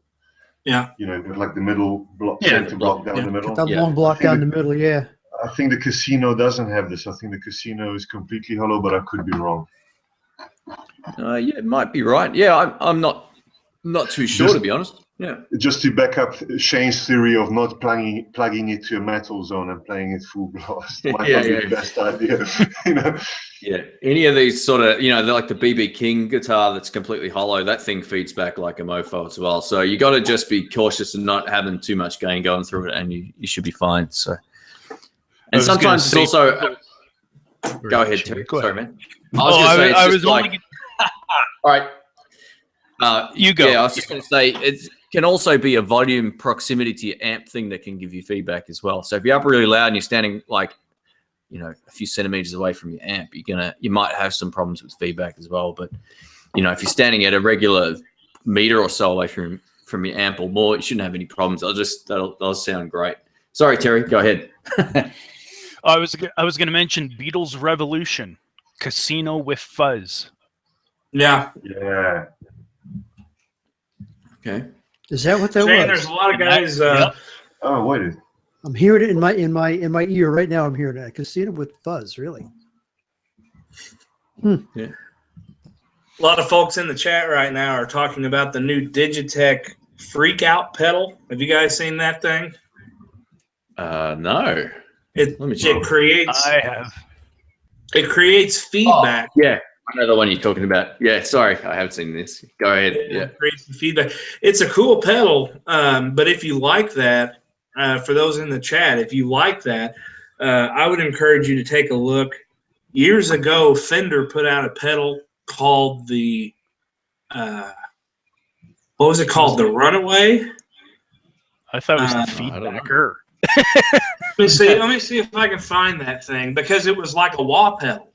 But when you put the code down, it would take whatever note you were playing and hold it, make it feedback indefinitely, and then when you cocked it back up, it would let go. Whereas I think the Freak Out just kind of goes constantly. I'm not sure exactly how it works. There it is. Yeah, that's it. Yeah, wow. Yeah, there you go. Oh, yeah. I've never seen one of them before. It's the Runaway. See there on the front? It's called the Runaway. Yeah, you're right. Far out. Cool. Looks like a wah pedal. Yeah, it does. Yeah, I know Andy from ProGuitarShop.com has been flogging the Digitech freak out. They've been really pushing that on their channel. Actually, some of the demos of it are pretty cool if you're into that kind of weird not ambient sort of sound, but yeah, it does some weird things, which it actually does pretty cool. I don't know if you saw a couple of weeks back, Andy did a demo, or Pro Guitar Shop did a demo of, I think it was like a fuzz or a ring modulator pedal, and it sounded like crap. Like it was as bad as the Red Witch fuzz pedal that I demoed, or the robot, which is useless. You just hit on and it does. You couldn't even hear the guy's notes. Seriously, like he's jamming along, just smiling, and it was just like, and Andy's like, you know, he's digging it, and everyone in the comments was like, "Oh my god, this is the worst thing." It was like shit. It was so bad. I've never heard a pedal that just.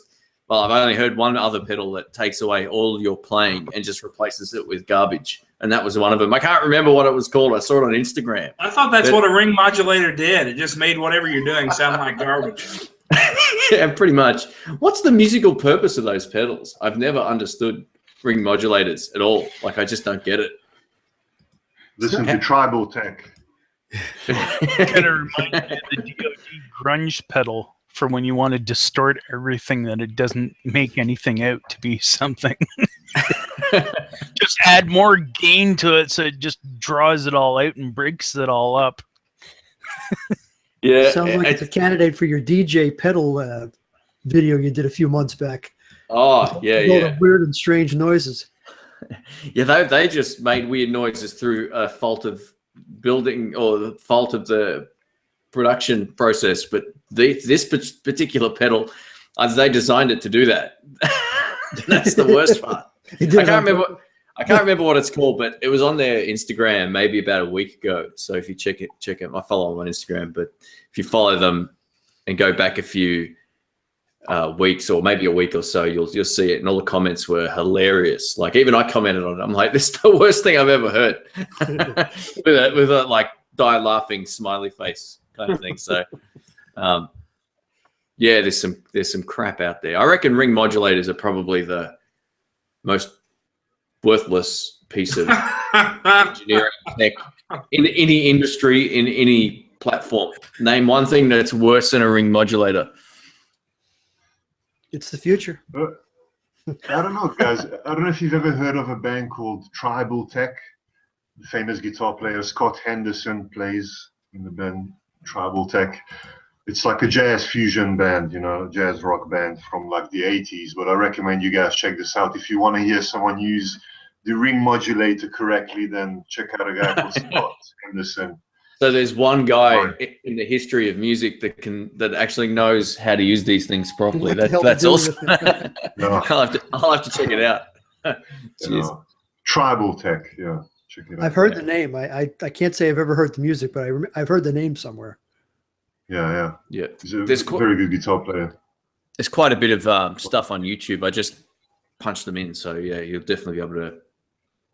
Live. Oh yeah, they've got some live stuff as well. Cool. Yeah, there's plenty of videos on YouTube. Yeah. Have fun.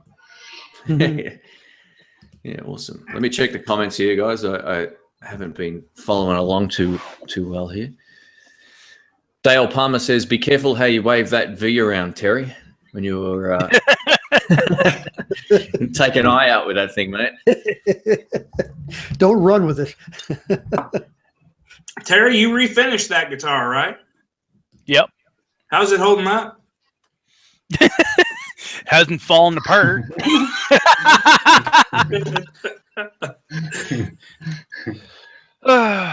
Looks really good. Over the camera, it looks amazing. Yeah, man. It's so reflective. It's like you Well, it is, again, true oil underneath, a few wipe-on poly coats to give it a little bit of a harder protection. It still did get a ding out of it, though. You say true oil, Ter? Yep. True oil, okay. And the poly went all over that. Yep. Does it Birchwood smell? Casey. True Oil. Birchwood Casey, yeah. True Oil really doesn't have that much of a smell to it per se. Yeah, cool. Oh, yeah. Like, It really, so it's kind of got caramelized. a. It really shines a lot Yep. too, Terry. I tried to refinish a Stratocaster one time, and it was one of the most arduous things I've ever tried to do.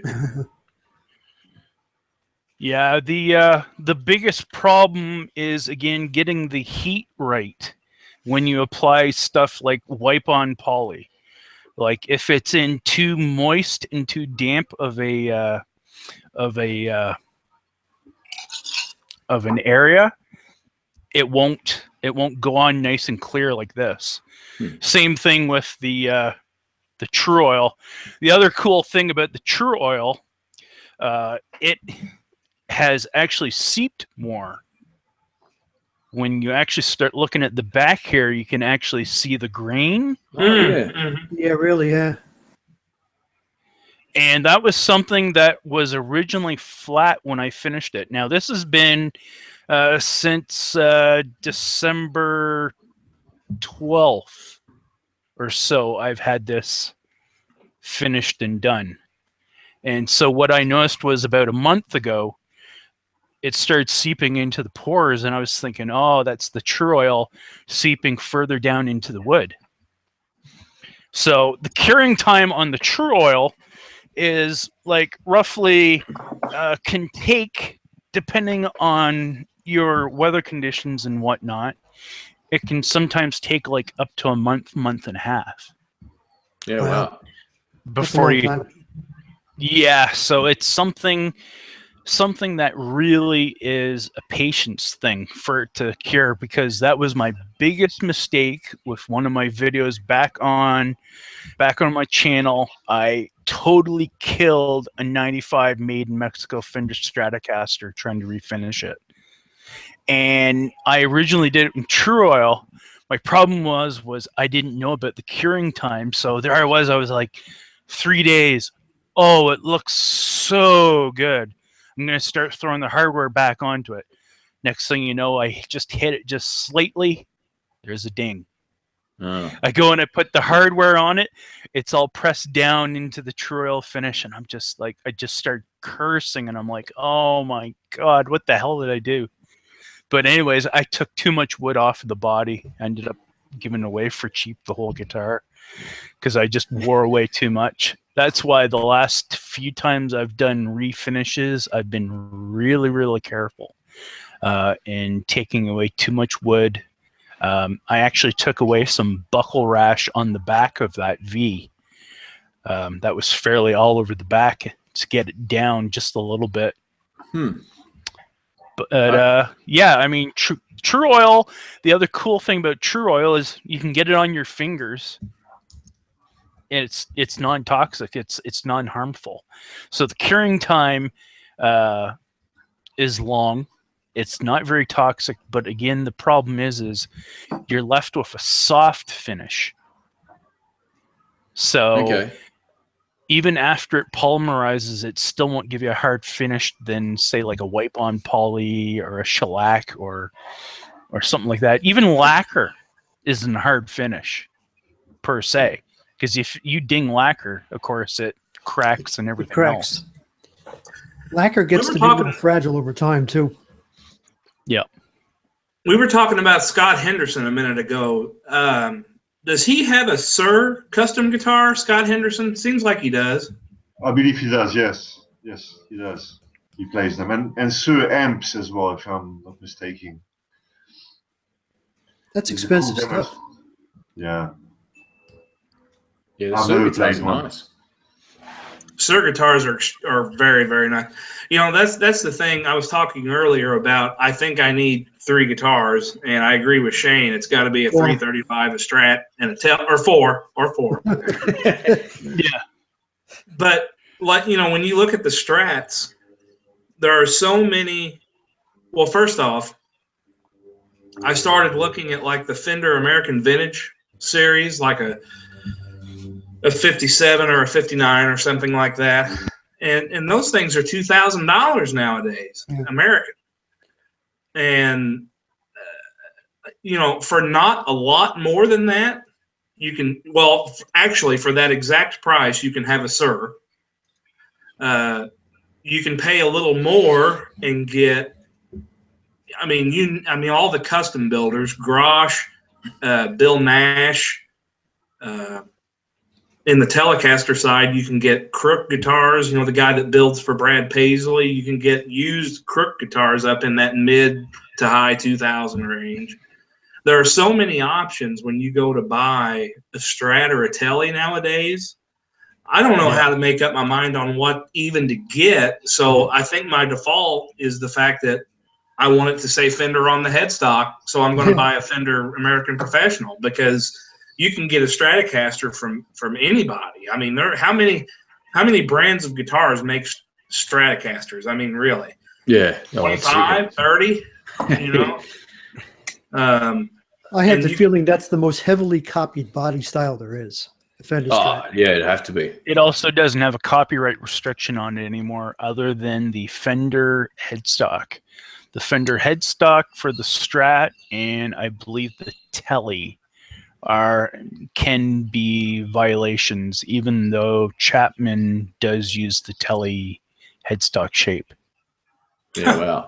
He won't for long. Did you say Gibson won something where they have copyright on their designs now? They have executive exclusive right now, I believe is what the terminology was, to the body style of the V, the SG, and the 335 or ES series. Sorry. Before we get back to Ryan, I just had a thought about that. The only thing that's going to stop that from working is China. Like, how are they going to regulate the millions of companies over there that are just flogging out these guitars? They don't care. Like, they don't have to abide by US laws. Unless they care, right? Yeah, like they're not going to care. The only thing they could do is maybe stop the import of all of the guitars that are matching those shapes. Maybe. I'm not too sure if even that's an option. But they're gonna. This will be interesting to see what happens with that.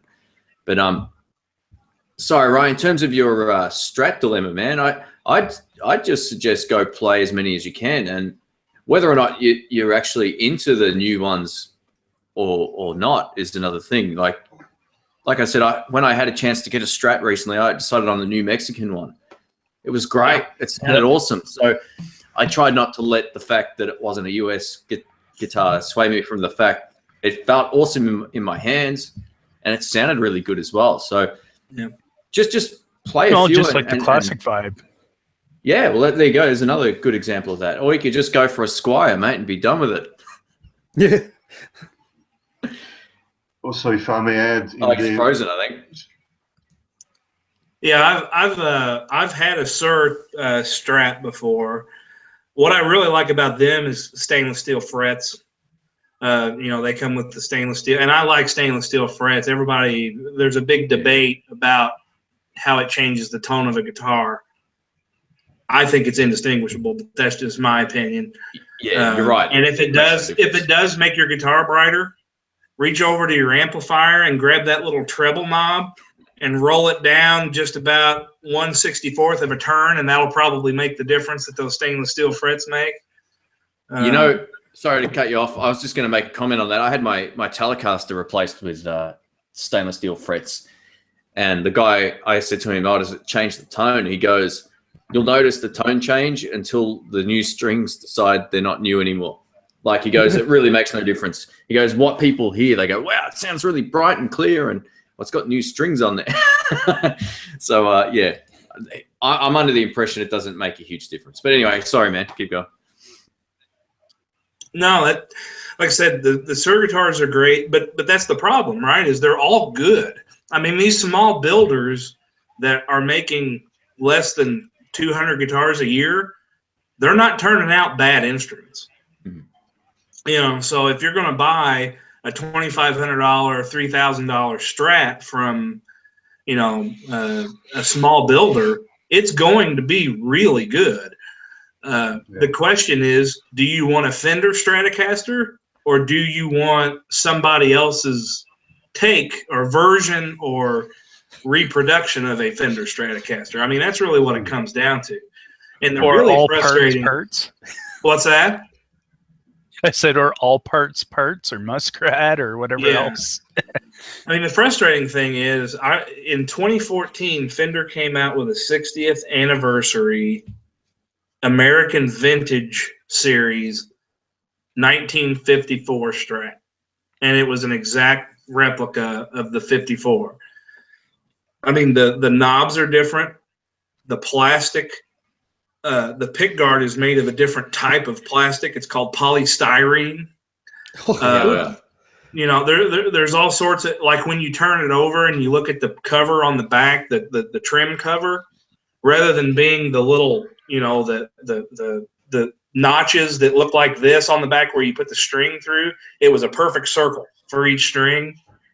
And those things list, I mean, they're sitting on the shelf at $24.99 American. And the problem with it is that's really not a very great guitar. You know, I mean, the original Stratocaster had problems. You know, the string tree up at the top was not a tree. It was just a flat, looks like a washer. So if you do any kind of behind the nut bends or anything, you could easily pull your string out from underneath of that washer and just go way out of tune. You know, it costs more because it's supposed to be like the old ones. It does not cost more because it's a better guitar. And that's the part that's hard to get a hold of, is you can spend half the money, probably less than half the money, and get technically a better guitar. Now, whether or not it says Fender on the headstock, you know, that's a different story. I had a opportunity to play a Reverend guitar here recently, which is a kind of an upcoming brand. They're all designed in America, but they're built in Korea. And it was called the East Sider, and it was the S model. Looks like a Telecaster, but it's got a Strat, three pickups in it. It's got a bridge Tele pickup and then a middle and neck pickup of a Strat, 5-way pickup switch. The tone knob was a push-pull, and when you pulled it up, it turned on the neck pickup, so you could still get your Tele position, your outside pickups, and you could also get all three pickups on at the same time. And that guitar played, I mean, it played exceptionally well, and it sounded really good. But you just, again, it was a Reverend, and the question is, do you want a Fender Stratocaster or do you want something that sounds like a Fender Stratocaster? You know what I think? Just the fact you're asking yourself those questions, I'd be inclined to either get what you know and what you're comfortable with, man. Just go for a bog standard Strat, or go back to it. I know you've had Sir guitars in the past. The only other Telecaster I would buy other than the Fender one that I own is a Sir Antique T. I think they're as good as they get. They're unbelievable Teles. Maybe there's a few others out there that I can't think of off the top of my head, but I mean, Squire Classic yeah, vibe. I mean, I'm putting them in the same category, you know, like the Fender brand sort of stuff. Yeah. I don't know if I could seriously drop an extra $1,000 for a Tom Anderson guitar. Or I like those guitars, but they lack the mojo or something, man. There's something about them that just visually isn't as nice. And I think a lot of these small builders, you're paying for they might be more expensive. And when you said they'll generally be a better instrument, I'm not sure they always are, because they don't have the consistency of, you know, machines doing stuff. I think machine work is almost underrated as things very consistently. Yeah. I would almost take a machine carved body over a hand cut one any day of the week, because I could look at it and go, that's perfect. And I might see something in one that's cut with a hacksaw and whatever else and sanded for hours, and look at it and go, yeah, it's all right. Like, I don't know, maybe it's not quite right. What I can't understand is, and I've owned a private stock PRS. It was the only electric guitar I had at the time, but I had one So I've had some pretty nice guitars, but what I don't understand is the price of Fender custom shop guitars. Some of those guitars are so expensive. I mean, they're more expensive than 59 reissue Les Pauls. And yeah, you know, now it's one thing. So let's just take let's take a builder for an example. Like there's a company called K-Line out of St. Louis, Missouri. Chris Croneline is the guy's name. He builds Strat and Tele copies, and he also does some Jazzmaster type stuff, whatever. But he builds them start to finish. Those guitars can be had for somewhere between $2,000 and $2,500. And he builds the whole guitar, start to finish. If you go to the Fender Custom Shop and you want a master-built guitar, which is where they have one of their senior builders build the guitar from start to finish, I've seen them for $6,800. And it's a Telecaster. You know? I think the fee for the master builder alone is like $2,500 plus the guitar itself. Yeah, wow. Must be. You know, I actually have a friend who lives in Australia now. He used to work for the Fender Custom Shop, and I had a chat to him about doing a podcast thing with me coming up. So I'll ask him these type of questions, like, how are they so expensive? What's? Yeah, I totally get it, man.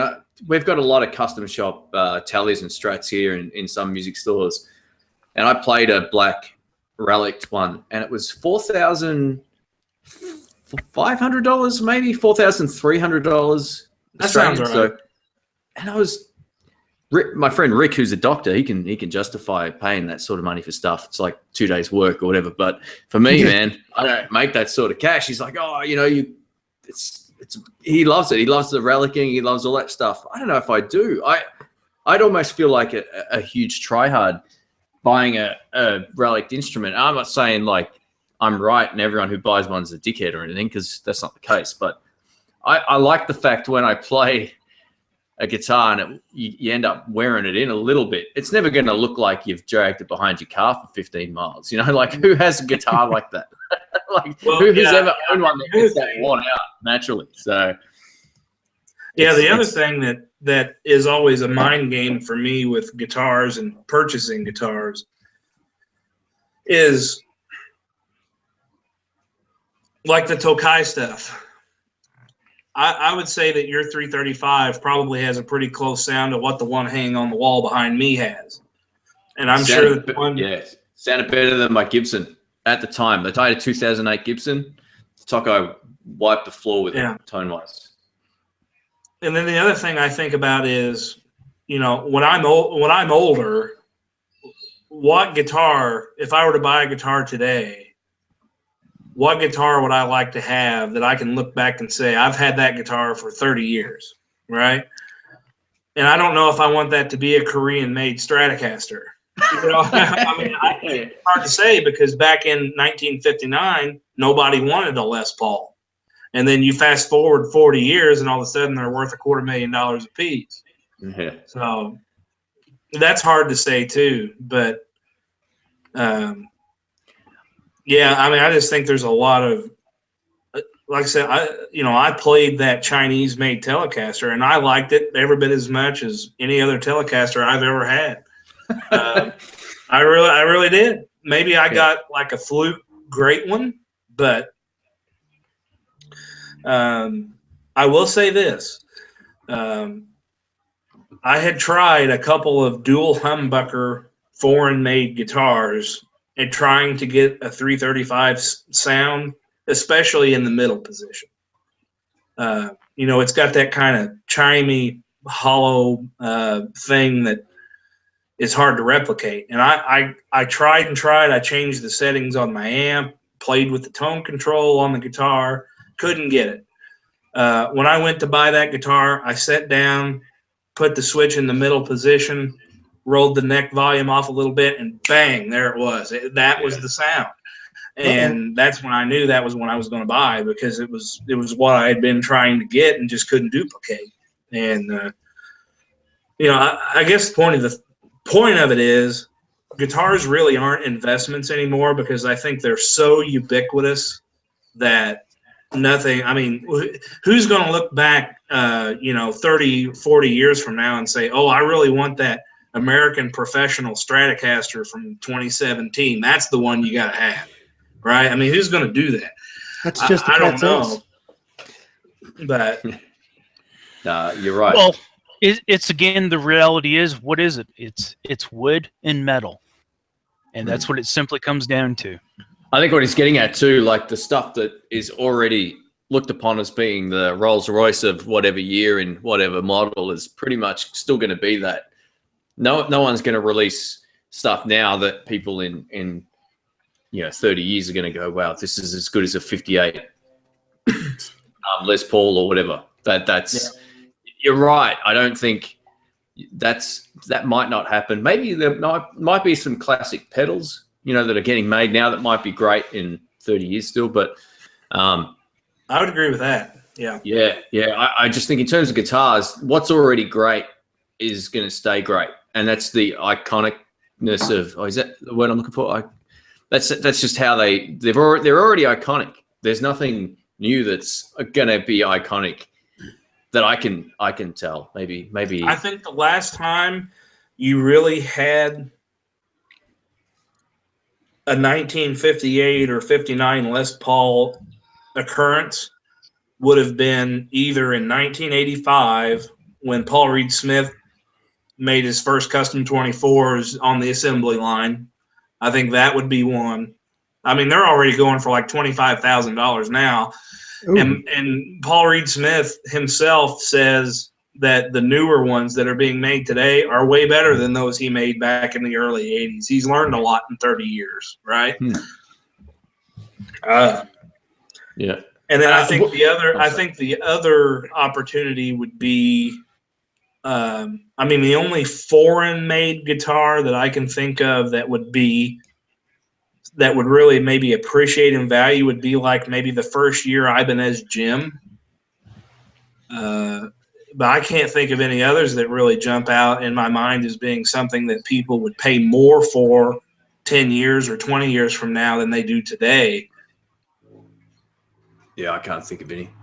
Well, that's just it. And what you said kind of brings exactly into what Shane said when he was looking for Strats. What did he grab? A made in Mexico, newer made in Mexico. And what's the big thing about the made in Mexicos? They're all made on newer advanced tooling machine in Mexico. Mexico's plant is the most advanced that Fender has for guitar production. And that's why many of the Mexican produced stuff like the Classic Players series and that is so good, because it's advanced technology doing all the controls and making the product, whereas like the stuff in America in the California plant, it's all behind, so it might not accurately be able to reproduce compared to what's more advanced. And back in 2004, I bought like a deluxe Strat. It had a satin finish, and the neck was like pretty nice. It's my preferred sort of neck finish. It was a satin. The satin on the Mexican one is so much better. It actually feels less sticky. It's super smooth. That was part of it. Like the necks, sometimes the necks or the finish on the neck, what in previous Mexican guitars haven't always been great. There's been some really good ones, or some that are overly varnished or under varnished or whatever. These new ones, man, they feel unbelievable to play. And, I just thought that'll do. Like the rest of it's in the hands. If it feels good, it is good. And also the one thing about the Mexican guitars I like is the necks don't taper too small towards the headstock. They stay a little bit bigger. That's one thing that feels better for, like, I got pretty big hands, so I kind of like that. But Shane, go ahead. Yep. I also wanted to show you that I agree with what you just said about the necks. I also have big hands, and I also prefer like chubby necks, Yeah. And I've got the Strat, the other thing which I butchered to it. I still have all the original parts, but I actually changed the neck. I've got a warm-off neck for this. Yeah. It's a neck made by Warmoth, and it's the fat back. Oh, nice. It's like 1 inch thick by the nut and 1 inch thick by the, what do you call this, at the end. So it's basically like a baseball bat cut in half. That's half a Louisville Slugger. Yeah, you can exactly what it is. Keith Richards hit the guy jumping on the stage with the balloons. I don't know if you've seen that video when the guy jumps on stage. Keith Richards is playing a song. Some maniac fan jumps on stage, and Keith takes his guitar off and like whacks him on the head. Oh, what? It just carries on playing, and it's still in tune, So this is one of those necks. You could basically beat someone with it, and the guitar will stay in tune, and you can finish the gig. Yeah. Well, there's, I don't know if you guys saw or if you follow Will's channel on YouTube. Yeah. But he did a test where he literally put his Strat or a similar Strat neck between. Well, it wasn't a Strat, it was like a Yamaha or something, but same type of thing between two pape There's a Floyd Rose. Literally jumping on it. It's fine. That's the one great thing. Anytime I go overseas and I take a Strat or I get one, you're never going to worry that they're going to break when you take them home. They're basically indestructible. I always say it's the AK-47s of the electric guitar. Didn't I say that just a couple of weeks ago? They're like the AK-47 of electric guitars. You can throw them out the window, go outside, twin them up again, and go play. Yeah. We should get that printed on a shirt. The Strat AK-47 of guitar. Yeah, but I've got the copyright. I came up with the idea. Wow, we'll have to go back. Yeah, we'll share it with Steve. Yeah, there'll be royalties. We'll do co-royalties. All right. But that's cool. Shane, Shane, I got another one for you here. Sorry. Go ahead, Tibor. Sorry. So I was just going to stray off topic into the land of Tech 21s. I wanted your opinion on something, but let's rather stay on the topic. Let Ryan finish. All right, no worries. Go ahead. I was going to talk about the new. You go ahead. Go ahead with Tech 21, and then I'll ask my question because it's off topic as well. Okay, Shane. Basically, I wanted to get your advice on. Well, I'm not sure which one to buy. Either to get the Liverpool one or the blonde one. I know you have experience with the Joyo versions of these pedals.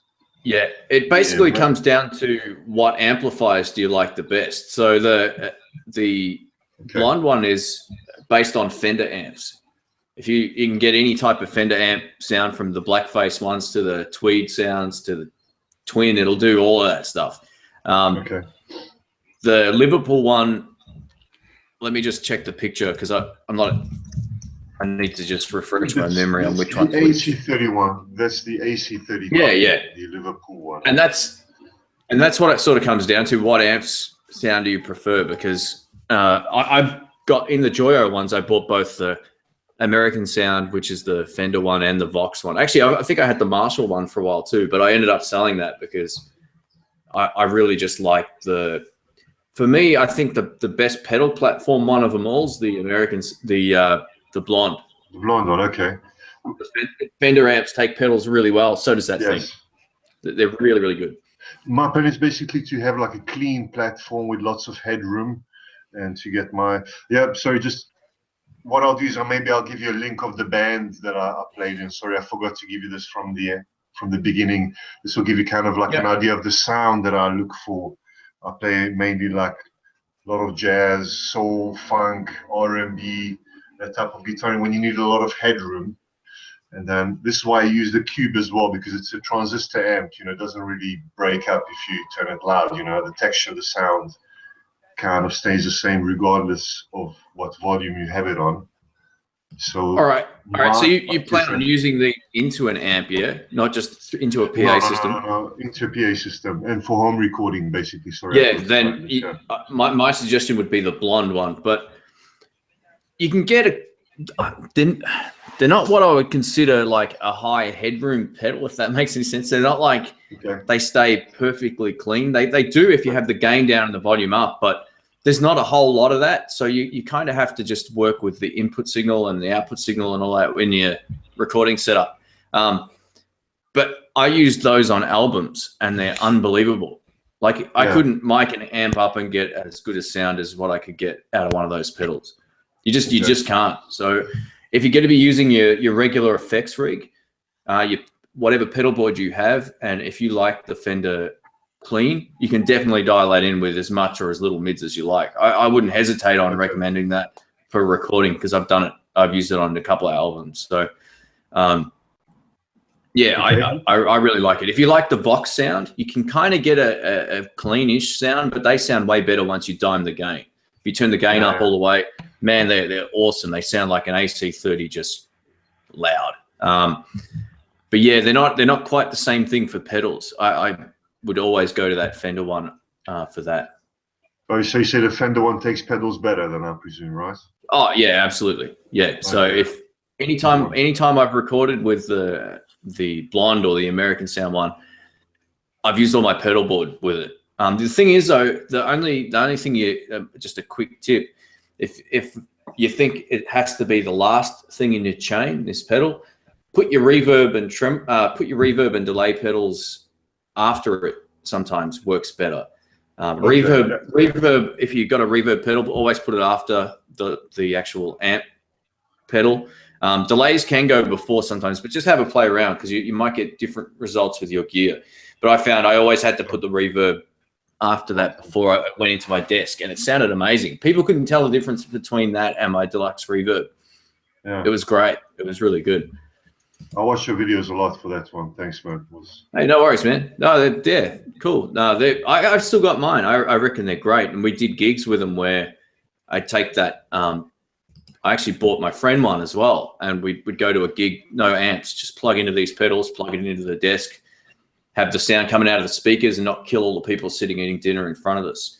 And well, it wasn't quite as fun for us. The guy at the end of the night goes, "Man, the guitar sounded great. Like, how did you keep it so under control?" I was like, "Well, we didn't have any amps. We're just plugging into these amp simulated pedals." And the benefit of the Tech 21 stuff as well is there's a speaker emulation button you can either have on or disable. So I think it replicates. Yeah, I think it replicates like a Jensen or something. You can turn on or off. In the Joyo ones, it's always on, I'm pretty sure. Okay. So, but the Joyo ones are great. I've had mine for several years. I used them to death.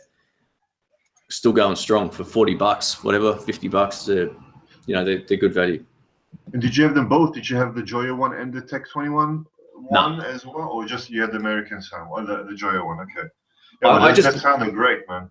I didn't even know what those pedals were when I bought them. I just went into, they had them on sale like $25 or $30. So I bought all 4 of them just to do videos, and then I was going to sell them off. And then when I realized, hang on a sec, these are copies of the Tech 21 stuff, and I'm using them wrong. Like, they're designed for recording or direct straight into I mean, you can use them into an amp, but I always reckon they sound best straight into a desk. And they're unreal. I ended up keeping 2. Yeah, the Vox. I might have the Mesa Boogie one still too, the California Sound one. Yeah. I can't remember if I sold that or not. I'll have to check. But yeah, the American Sound one is awesome, man. I'd be really surprised if you plugged that in and you didn't go, "Wow, this sounds amazing." Like, yeah. So because I have a mate who wants to start recording stuff at home. I kind of have like a more pro setup at home for home recording, but he's just starting out.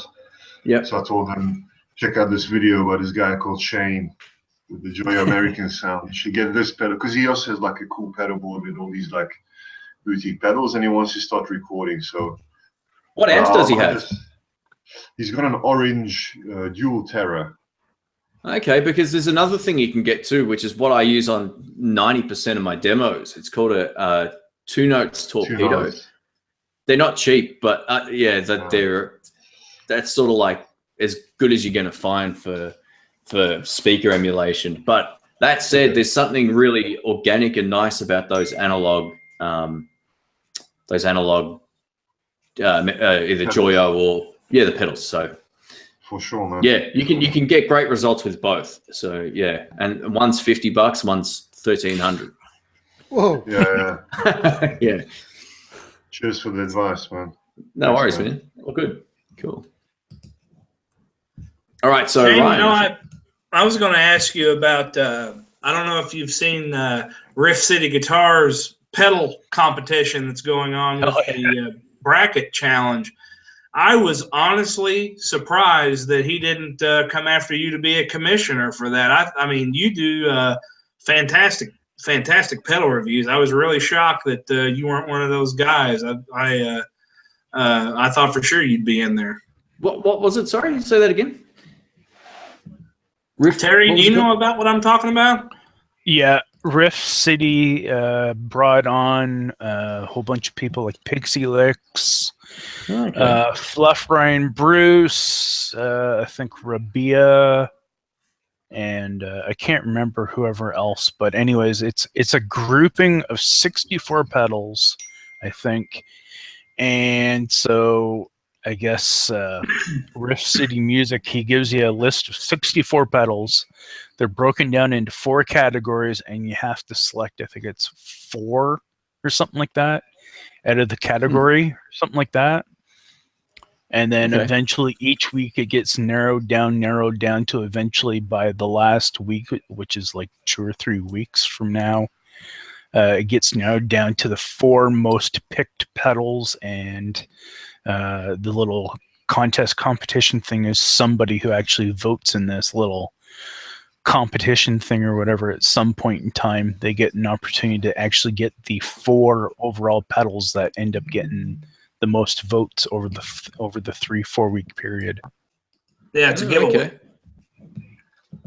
Yeah, I you know what? I haven't heard of it. I don't even know who that is, Riff City. So yeah, I don't. The funny thing with me is I don't follow a whole lot of gear channels anymore. I only follow like a few. So that's just something that I didn't know about. It could also be just where I'm based. If they're like a US based company or something, maybe sending boxfuls of stuff to Australia isn't really a viable option too. I'm not too sure, but yeah, I hadn't heard of it, but sounds interesting.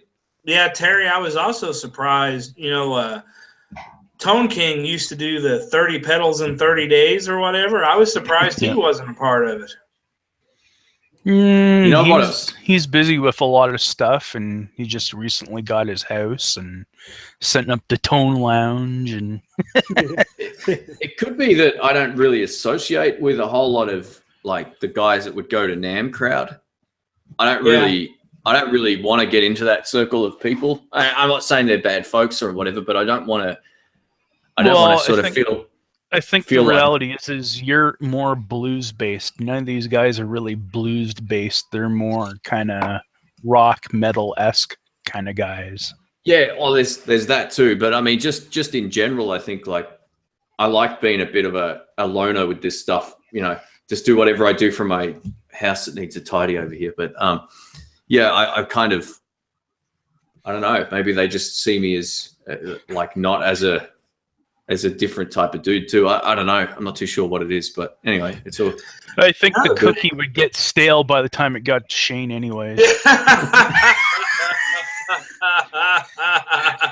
That's the gimmick with Riff City is if you buy anything from Riff City, they send you a cookie.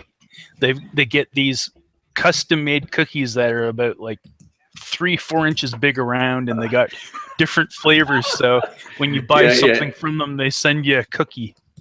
Oh man, yeah, kind of like Sweetwater if they're candies. Well, we should set up like a mail order sushi business. That'll be a good one. There you go. You know what you brought up earlier? Somebody brought up earlier was Will's channel. Seems like that guy's really gone through the ringer lately. I don't know. I don't know what to do to help the guy, but it seems like he's having a hard time here recently. Best I can tell, a bunch of people ordered guitars from him and then basically canceled their orders or filed a PayPal dispute or something. And is that what? Does anybody know any more about that than I do? Yeah, well, that's pretty much what I heard as well. Like people put in their orders.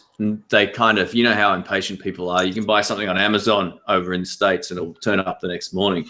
You know, he has to physically make all of the stuff on his own, give or take the hardware and all that. So there's a waiting list. And I think once people get impatient enough, or they think maybe, hang on a sec, this is what I don't get. Who would have a business and be and not honor orders if they've got such a huge online presence. Like no one's going to do that. When people buy used items from my, ex demo stuff from my shop, if I wasn't sending people the stuff, it would be everywhere. Like it would be all over forums and all over bloody, all over the place. So people just had to realize with him, it's a different process. They're not getting something that's already pre-built. It's the stuff that takes a while. So yeah, I'm assuming like that's a big part about what's happening with him is people pull their orders because through impatience. Maybe he's taking longer than he first expected.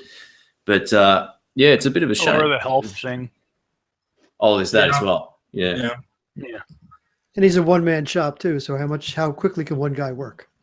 That's the other thing too. Like what I would probably try to do is get someone in temporarily. Get someone who wants some experience that you can pay them whatever just to get stuff moving. Like if I ever get to the point where I got, just too much on and I couldn't get it in, I'd just go, all right, I'll give you a couple of $100, help me out for a couple of days or whatever. All right, I'll take the job. Maybe orders or something could have been salvaged just by getting some short-term help, possibly. I don't know, but yeah, Isaac in the chat's talking about how Will put out the video that said Gelvin Guitars is pretty well done. Yeah. The sad thing about that is if there ever was a builder that was ethical, back in the when the Tonewood Wars first started, Will did all these scientific tests, and he basically he went from believing in Tonewood to not believing in it. And he changed his entire website. He took all the information off of it that explained the difference between a maple and a rosewood fingerboard and how it's going to sound. And he took all that down. He did all those videos, and I just thought, what a great guy to do that, because I still think, when you watch these videos from NAMM with these Fender Custom Shop guys, and they're talking about how relative guitars sound different than non-relative guitars. Full of shit. Yeah. Yeah. I'm sitting there and I'm just like, how ridiculous do you think? Just think about that. If I go over here and knock a dime-sized piece of paint off my guitar, it's going to sound different. And the other thing is, the assumption that you're making is it's going to sound better. So if it's going to sound better, why even put any finish on the damn thing to begin with? Yeah, right. I did a solo stream a couple of weeks, maybe a week or two ago, just late at night. I got on to do whatever, just have a chat. And I was talking about how this sort of stuff preys on the ignorant and the people that just aren't in guitar circles who buy into the bullshit. Look, if you like the look of a relic guitar more than one that isn't, then that's fine. But absolutely don't expect, that's, and I spoke about Andertons. I spoke about a few companies that push a lot of bullshit onto unsuspecting people online and perpetuate like a myth that is clearly not relevant. People don't take into account hardware, pickup height, pickup winds, pots, values, all this kind of stuff. Someone asked me, if I take a pick guard out of one Strat and put it in another one, fully loaded, is it going to sound like the pickups? I said, yeah, absolutely. The pickups are sitting in plastic. How different is it going to sound? Like it's got nothing. They're not even touching the wood. Like it's all about the hardware when it comes down to the guitars. Kind of remind. Sorry, as J.H. Schofield just said, the answer is in tone polish. Tone polish. Yeah. So I have a lot of disrespect for people who are still pushing that stuff, and then these NAMM videos that go up where, like you said, where they're talking about, they talk to some builder for a company and they're like, yeah, doesn't it make a huge difference? Like they're already pushing him in that direction for an answer, and I just think it's pretty bad to see that still going on today. But anyway, sorry, Terry, go ahead. I was going to say, kind of brings me back to that point when you mentioned about gullibility, and when Ryan was talking about Fender master built, like the master built custom shop $6,000 strats and that. You know, the difference is, though, like for you talk about people being gullible. Prime example, Gibson Les Paul Custom. They think they're getting a custom-built Gibson Les Paul for $6,000 or whatever. But the only thing custom about it is that a person with CNC skills has gone punch, punch, punch, punch, punch, versus the Fender Master Builder is someone who actually puts his hands on the guitar and, you know, and actually figures it out rather than someone punching in a bunch of numbers into a CNC machine. Yeah, I don't know if people are if it's a gullibility thing or whether it's just people don't get it. They don't know any better. They're uninformed. Maybe that's what I'm getting. So at. just, There's an interesting. Well, I just went through it with this 335, right? I mean, I had went out and purchased a Yamaha RS 620. It's one of Yamaha's new guitar. And I was looking at it to be my Gibson type thing. And it sounded good. It played really well. I mean, that guitar played every bit as good as any super expensive guitar I played. But I could not get the sound of a 335 out of those pickups. It did not sound like a Gibson. So my problem with Gibson and tone polish and all that crap is they actually do have a really good product. I mean, Don't disrespect the tone polish. They have a legitimately good product, and then they put somebody out there talking about tone polish. Fear the polish. Yeah, who's actually an architect. Yeah. So just to be clear then, guys. So just to be clear then, if you take your new guitar, tie it to the back bumper on your car and drag it around town for about an hour or so, it's not going to sound better? Yeah, I've known of guys, and this is no joke, who have walked their guitar on like a piece of rope through a car park to relic it, hoping it was going to sound better. Oh, that's brutal. Yeah, it's pretty bad. I wouldn't do that. So, BV Ninja says, so tone glue isn't a thing. It was like the tone screws we were talking about a couple of months back in the, these, in a Strat, you got lots of screws that go around the pick guard. They contribute to the tone, much in the same way that these pickup screws here do. So big time. You got to make sure you ask for the tone screws. Guys, sorry, I just want to quickly say goodbye to everyone. It's getting a bit late. I need to get working tomorrow quite early, but it was very nice chatting to you guys. Yeah, good to have you, Tibor. Yep. Good Thanks night, for joining in. I hope this carries on. Like Shane, you said this thing might end this. Google hangout or something. This particular platform finishes in April, but we'll do some more before then. But I'm sure it'll be replaced with something that is less exploitable, hopefully, with spammers and all that kind of stuff. So we'll see what they do. Either way, I'll work it out, even if it has to be over Skype or something. It's great. Here we are talking. You're in Australia. Steve is in the States. Yeah, and I presume you're in the States as well. Terry, I'm not sure where you're at. Terry's up in Canada. Oh, in Canada, yeah. From Hungary, so it'd be good to hang out. It's pretty cool. Great chatting to you guys, and all the best.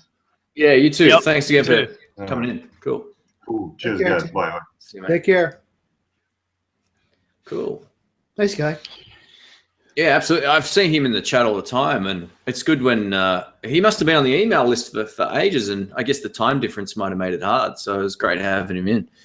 It's always good to talk to people that you see a lot. I remember when Ahmad joined for the first time, I'd seen him in the chat like every live stream and never had a chance to talk to him. And it's sort of like, hey, you feel like you know him already because he's, one of the regulars. So, it's good. It's good.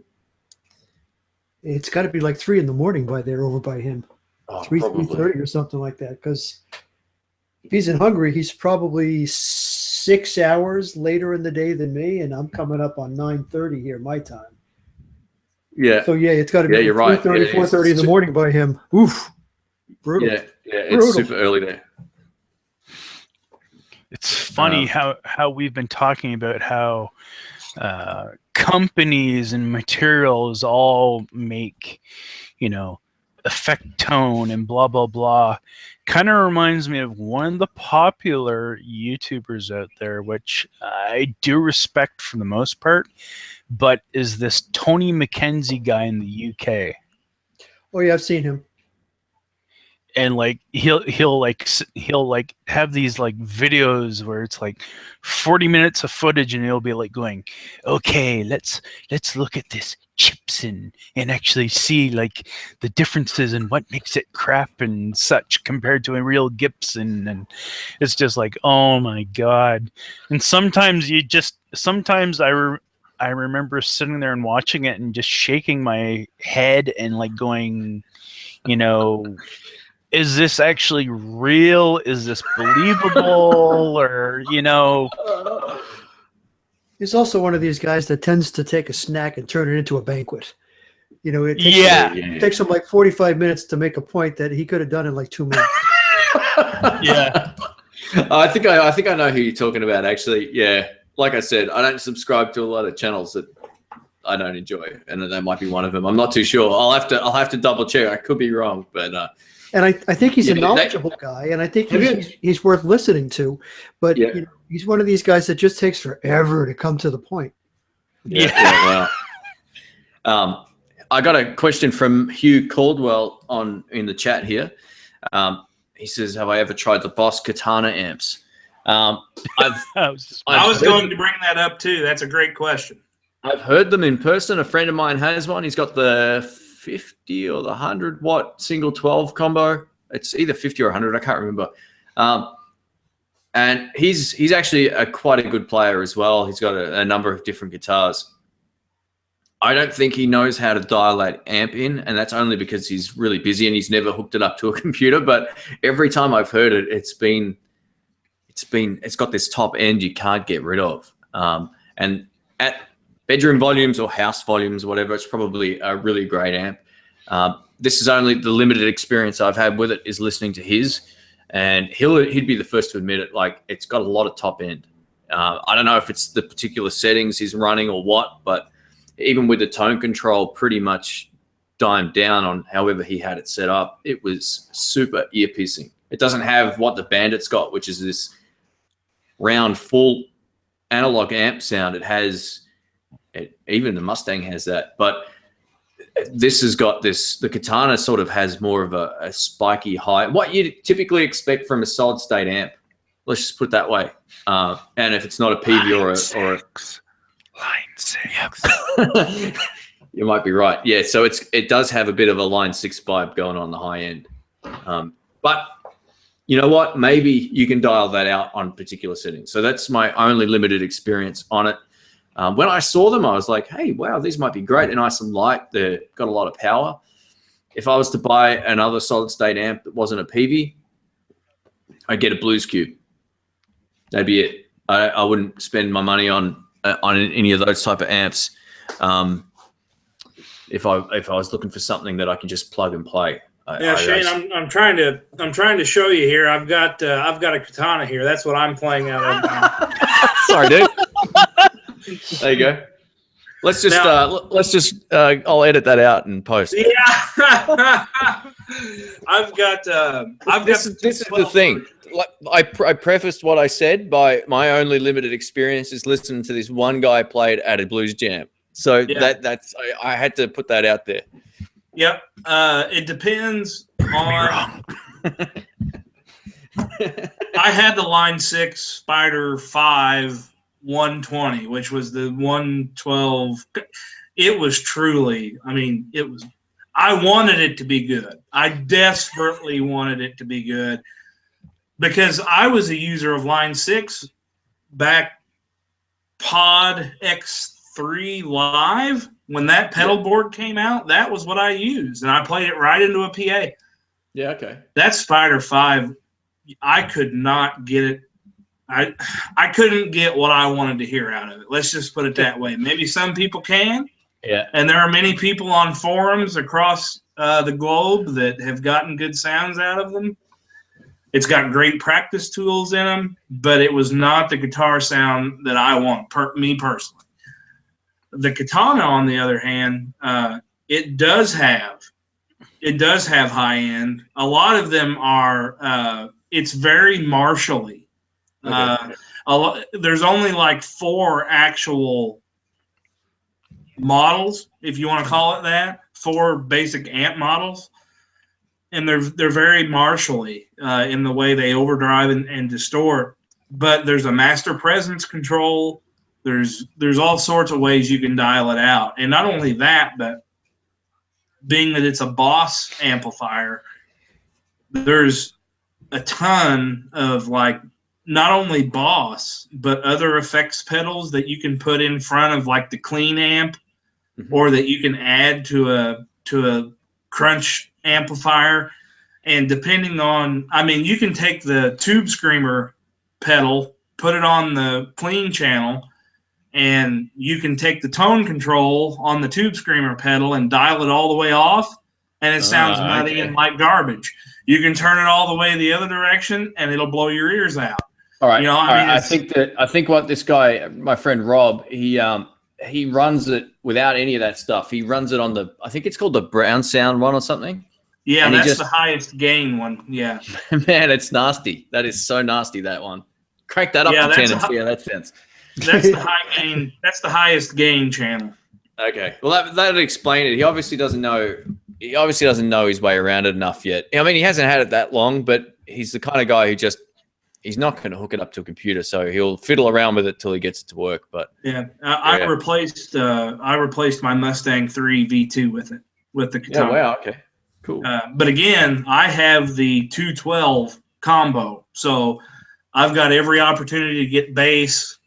I've got every opportunity for it to sound good with the 212 combo. Man, the 50 watt.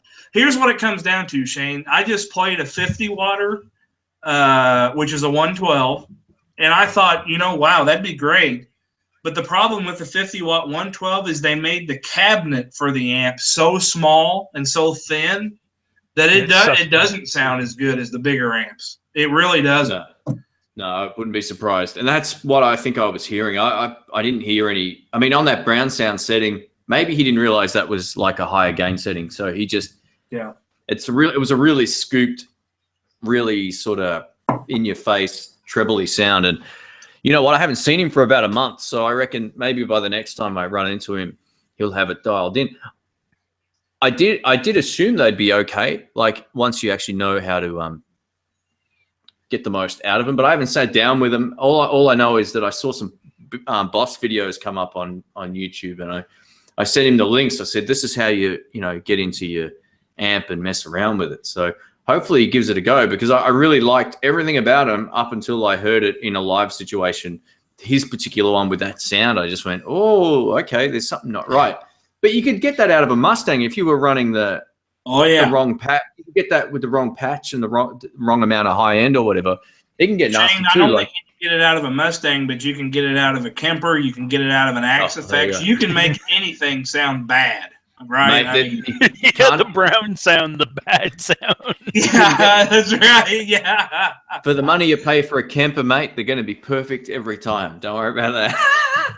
I had one of those back before the software ever hit version 1. I was an early adopter. I bought it off a guy on a forum who bought one, didn't like it, and was selling it for a ridiculous price. I'm talking 4 years ago. Mm-hmm. Wow. And I ran it right into my PA, and it was really impressive. I liked it. Here's the problem. You have to have something to run it into. It's not a combo amp. If Kemper would put out a combo amplifier, because what everybody was doing then is there was this company called Atomic, and they make all kinds of stuff. They make the amplifier now, which is a really popular modeling pedal. But at the time, they were making powered 1x12 cabinets that were flat, the full range flat response. So it doesn't color the tone of what's coming into it at all. It's just a very transparent, clean power amp, almost like the old. You remember the old Tech 21? What do they call that? There was like a 60-watt 1x12 Tech 21 amp. I think What's that? I think they were called Yeah, trademarks. that's it. That's it. Yeah. It was basically like that, but it also had a horn in it. Okay. And everybody would buy a Kemper, and then they would buy a Atomic. They called them the CLR. That was the model. And they would run the Kemper into that 112 and turn it into a little combo type of thing. And I think, Shane, I heard you talking about it earlier. The reason I like the Kemper is, unlike every other modeling product on the planet, you were not limited to a number of amplifiers that the manufacturer gave. That's it. That is the one thing. There are actually two things about them are good. A, you can plug them into a PA and they do sound pretty awesome. And B, you can model other amps if you choose. But how many amp sounds do you need? Yeah, well, that's why I like the Katana. There's only 4 choices. Yeah. And they can all sound good. They can also all sound bad. But you don't spend a lot of time trying to find what you like. Yeah. And the day my friend bought one of these, he literally took it to the jam. So he had no idea what was going on. It was, and he went from playing an RD50 Music Man amp, right? Which it's so good. Wow. Like, it's such a great amp we were like, man, he didn't realize how toppy it was at the back of the room. We were all getting our heads cut off. It was crazy. But no, look, I'm glad you've actually experienced something good with them, because I'm yet to fiddle with them myself and give them a good go. So maybe in the next couple of weeks, I'll check them out at some point. You definitely give them a good run. One thing for anybody that ever would see this broadcast in the future is there is a built-in noise gate in the Katana that you can turn on by channel, so by preset, basically. But the only way to get to it is by hooking it up to a computer. You cannot get to it without hooking it up to a computer. So that I thought was a really interesting choice on their part. And in the default, like in the factory presets, it's not on. So you have to actually go in and turn it on. But yeah, there's all kinds of pedals. You can even get a ring modulator if you wanted one. Really? I was going to say the one other thing about the Kemper amps I don't like, and this is, I'm assuming, Ryan, you probably don't use a whole lot of pedals when you play. I don't use any pedals at all. I go guitar right into amp. All right. So that's where the Kemper can be good. What I've seen from the Kemper is take an analog amp with your favorite pedal board or overdrive pedal, run it into that, and it'll give you back what you expect. When you plug a analog pedal into a Kemper, it doesn't do anything like what you would normally expect from the amp that it's modeled from. So I can believe that. If you've got a really great pedal board, then those digital amps don't do what the analog amps do. They just don't when it comes to effects. That's the other thing, I just got asked in the chat here, does the Katana take pedals well? But I guess if you're not using them, you probably haven't tried that before. Well, I don't, but like every gear purchase I make, I do an unreasonable amount of research on them. So if you go look, at of all people, Anderton's actually does a very, very good Katana review. Now, don't go to the one with Lee and Rob Chapman. Go to the one with Lee and Danish Pete. Okay. They play very clean, and then they actually put overdrive pedals in front of the clean channel of the amp, and they were impressed with how good it sounded. I can't comment because I use the sound of the amplifier to get my overdrive, and I mean it's a Boss amplifier. There's effects pedals built into the thing. Yeah, that's all you need. Yeah. Cool. But I can see if somebody had their favorite overdrive pedal or a looper or anything like that, that would be cool to have. But supposedly the clean channel, and I will say that the clean channel of the Katana is clean. It has a gain control and a volume control, and you can crank the gain all the way up. And if you've got some pretty pokey humbuckers, you can get it to break up. Especially, it also has a power attenuator, and if you pull it down to like 0.5 watt, which is where I play it all the time, if you crank the gain and you pull it down to 0.5 watt, you can get it to break up. But it's very, very slight. I like to put it at 0.5 watt, crank the gain on the clean channel, and then put a very, very mild, like a tube screamer or maybe like a blues driver in front of it, and you can get some really good sounds. I mean, it really is. It's good sounding amp. Man, you've just sold me on one, I tell you. Well, we know what Shane's going to have next time. Yeah, I might actually, the shop down the road the shop down the road actually has all of them in there. So I might see if I can maybe borrow one or something and do a video. I'll see how we go. Yeah, cool. Oh, good stuff. All right. What time we got? Oh, it's 12:40. Far out. I know we started a little late after the muted stream, but I didn't realize it was that late already.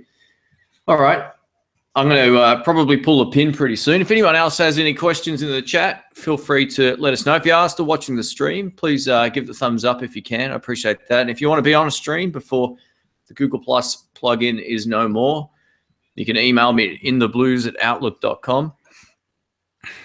And so I'll take we're about 15 seconds ahead of the stream here. So we'll just see what comes up in the questions here. But yeah, thanks for joining in, guys. It's always a pleasure.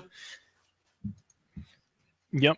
It's like Tibor says, it's pretty cool to be able to talk to people, just scattered all over the place. Yeah, that's it. We're talking to Shane on the other side of the world, for crying out loud. Yeah, Steve, I'm sorry I had to walk away for a minute. Steve, I was going to ask you, did you get hit hard with the snowstorm that came through on the East Coast?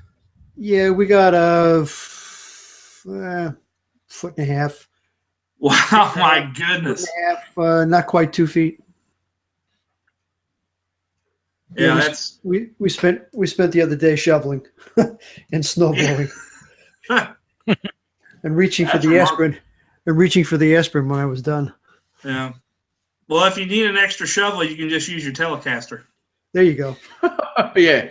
A snow relic. Snow relic is the new tone. And it won't hurt it at all. Yeah. What is it? The AK-47 of guitars? AK-47 of guitars, yeah. Yeah. You know what they say about AKs? You can abuse them almost any way, and they come up shooting. Yeah. You can drag them through the mud, and you can defend your life with them. Well, that's like Fenders. They're the AKs of guitars. I was actually just going to show. It's a good way to get it Arctic White. Yeah. Arctic White. There you go. Put a little camouflage on it,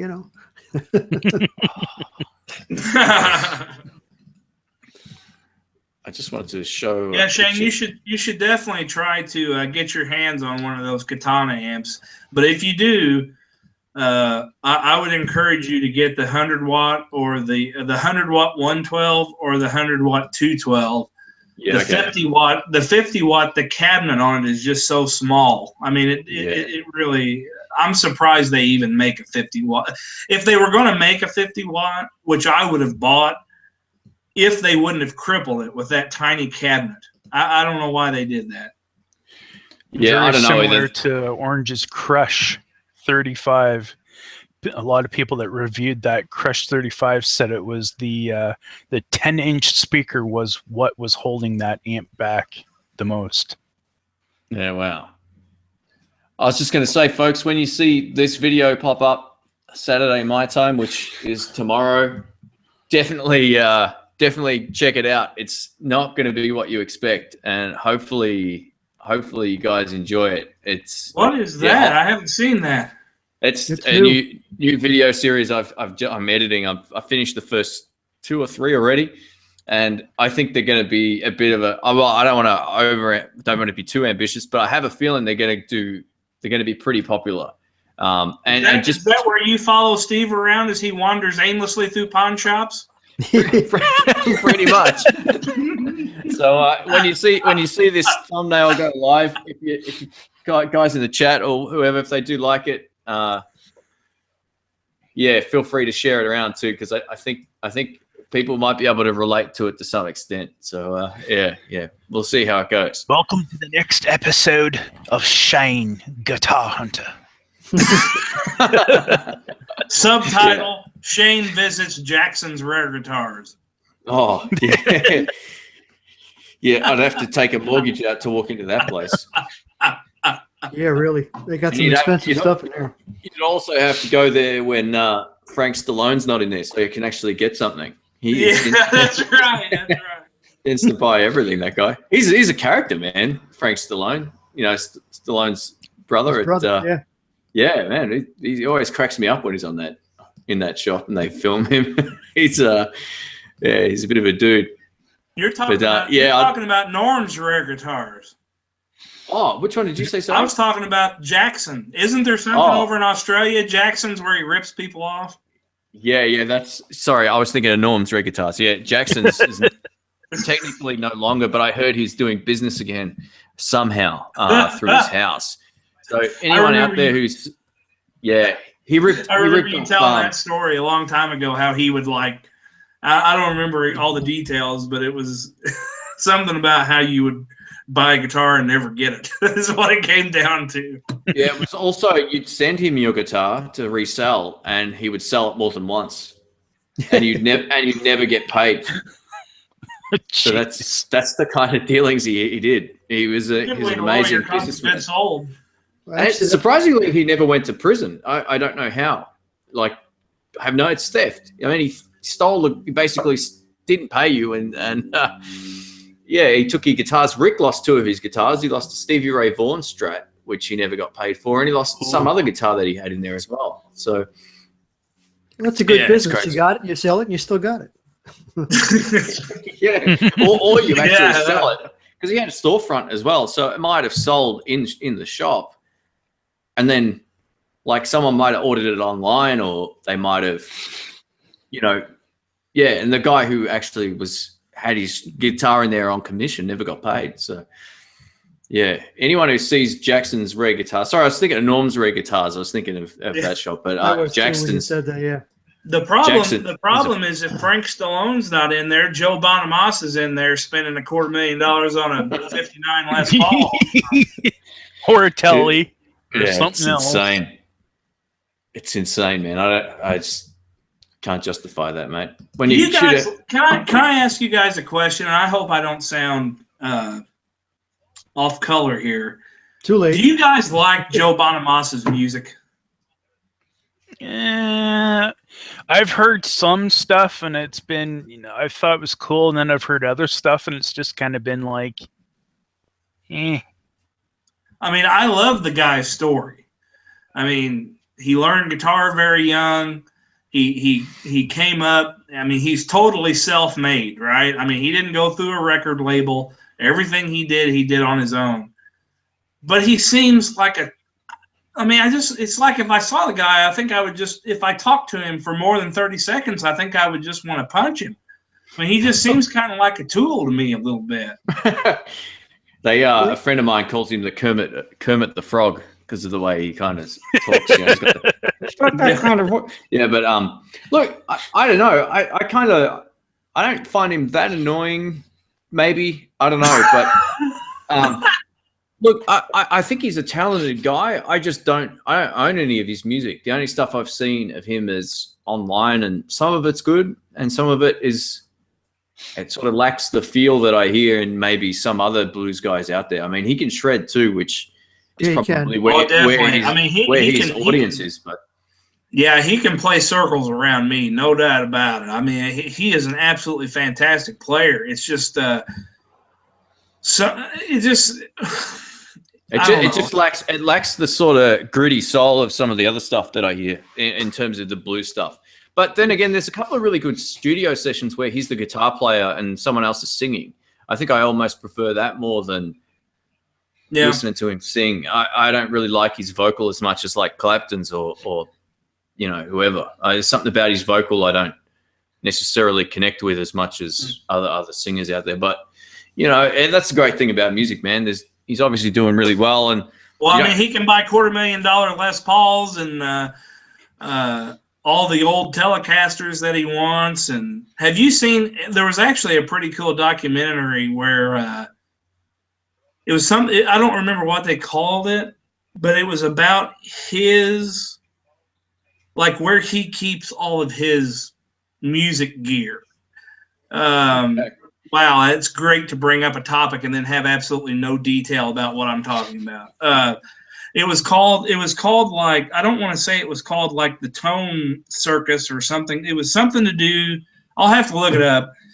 You can find it on YouTube, certainly. It was like a half-hour long, and he goes through, like, he has stacks and stacks and stacks of old, original Tweed Fender amplifiers. He goes through he's got like an old Carina Flying V. There were like 35 of them ever made, and he's got one of them. He goes through all these old guitars. It's actually really cool, and it actually kind of changed my opinion of him, if you want to know the truth. I actually saw him play here locally before he became what he is now. He played probably like a less than 1,000-seat theater, and I was in like row 17. I mean, and this is back before he was big, and he's really good, incredibly talented player for sure. But there's something where it just seems like sometimes when you hear him talk, it's like he's very intelligent, but he definitely puts off I know more than you know about this particular subject vibe sometimes. Yeah, okay. Yeah, that makes sense. Yeah, whereas he's probably more obsessed, or he's probably more of a gear nerd than a lot of these musos. Like a lot of older guitar players would have a lot of guitars, but they don't care about what year it was out. They don't really give a shit about what amps they don't care. They're there to play music. Maybe his gear nerdery is sort of overshadowing probably what it is. I think he's gear nerdery. The other thing I get the impression about him too is he's trying very hard to step into the void left by Stevie Ray Vaughan. It sounds like he's trying to pull his audience into himself. There's a big void left by a lot of people that he could definitely step into, no doubt about it. Gary Clark Jr. is the same way. I mean, he's got an opportunity there. I mean, those guys are still actually playing guitar, right? I mean, those guys are actually playing the instrument. Let me ask you about somebody else who I used to really, really, really like, John Mayer. Yeah. I even liked his early stuff. Yeah. I love what he's done recently with the Dead and Company. Unbelievable. Have you guys heard his new album that he's putting out like 4 tracks at a time? Yeah, I'll go first on this one. I'm a huge fan of his trio stuff. And I was living in the States when Room for Squares came out. I remember thinking to myself, I really think this guy's quite musical. Like, he hadn't obviously, that was the album, it was the only album that got him big, but I remember listening to it in the car going, there's a lot of really great guitar parts in this, even though it was more pop sort of stuff. I thought, wow, there's a lot of really cool things going on. But then, anyway, skip forward to now. I'm kind of over it, man. I'm over his pretty boy songs. I really am. I think he's kind of ditched his musicality side of his music after continue. Oh, he did a couple of cool albums after that, but this most recent one, I had to listen to it. I tried a second time and I just went, no. Something about that pretty boy vocal thing, man. It does nothing for me anymore. I'm 100%. Not into it at all. Not into it at all. He put out Continuum when I was a junior in college. Mm-hmm. And it was like me and the keyboard player I was playing with, we learned every song off that record as fast as we possibly could. And I hear the stuff he puts out now, and I can't even tell what instruments are. I mean, I don't even know what the hell it is. It's really weird. And after the trio album, holy cow! You know, I mean, I remember I listened to that thing on my original iPod over and over and over and over again, right? And it's like he hasn't put anything out like that studio-wise since then. No. And I don't mind that. I don't mind that Americana sound that he's got. I actually quite like that at the going. He went for that sort of, you know, old school kind of laid Shane, back. you know what I stuff. think it is? When I first got into Clapton, of course, I started back in the Yardbirds, went to Cream, went into his like early 70s, mid 70s stuff when he was doing the live blues thing. Yeah. Then we hit the 80s, and he started putting out records full of absolute shit. And I think John Mayer is in his 80s period right now. I mean, he is just putting out garbage. It's garbage. You know, I mean, I'm sure the songs are really well written or whatever, but I would listen to Try, that record, you know, the trio record, 10,000 times before I would want to hear one song off of Battle Studies. Yeah, and you know what it is? I really think he's, and this is going to piss a lot of people off, I think he's faking his vocal. Because you listen to the way he sings live when he does blues, and it's got a bit of intensity to it, a bit of grit, and it's not as just this. I don't know, man. There's something about his vocal that just doesn't sit right with me. And his new album is the least musical. Like, he's got two kinds of fans. I think he's got people who like his pop music, and then he's got musos. And the musos love the fact that he's a gun guitar player. He comes up with great hooks and melodies and all that kind of stuff. I don't hear any of that in his new stuff. I just hear, it's all shit he's done before and not as good. Like, that's it. It's not as good. That's exactly right. Yeah. Well, you know what? In fairness to him too, the guy's 70 years old. You know. Yeah. No. About Mayer. No, we're talking about John Mayer, man. Yeah, he's like 30. Not male. Sorry, yeah, Mayer. No, but Clapton is like 70 years old, so you know how good is your voice going to be? You know, when you were 25 to 70. Clapton can still sing his ass off. We're talking about John Mayer though. Like John Mayer's new stuff is very pretty boy crap. I was never hooked by any of his stuff. It just never got to me. Never got there. The Trio album is really good if you haven't heard it. Oh, it's awesome. I mean, that inspired me to. That was like almost like another inspiration to keep playing. You know, I'd listened to the same guys for a while, and then when I heard that, I was like, wow, this gets me going. I want to learn how to do some of this stuff. I mean, you know why? The reason I bought that 335 hanging behind me is the song "Come When I Call." Right. Have you seen that one? Yeah. You know, I mean, if you look up the live video of the Trio playing "Come When I Call" from like 2007. Mm-hmm. That is the 335 tone, and I have not been able to get it out of anything. I've owned probably 4 335s from Gibson, and it's the only guitar. It's the only guitar that can make that sound. Yeah, wow. And I mean, he was playing his rear end off, and then all of a sudden it was like, I'm going to start dating Jennifer Aniston and play songs that sound like a cross between Huey Lewis and the News and Hall & Oates. Yeah.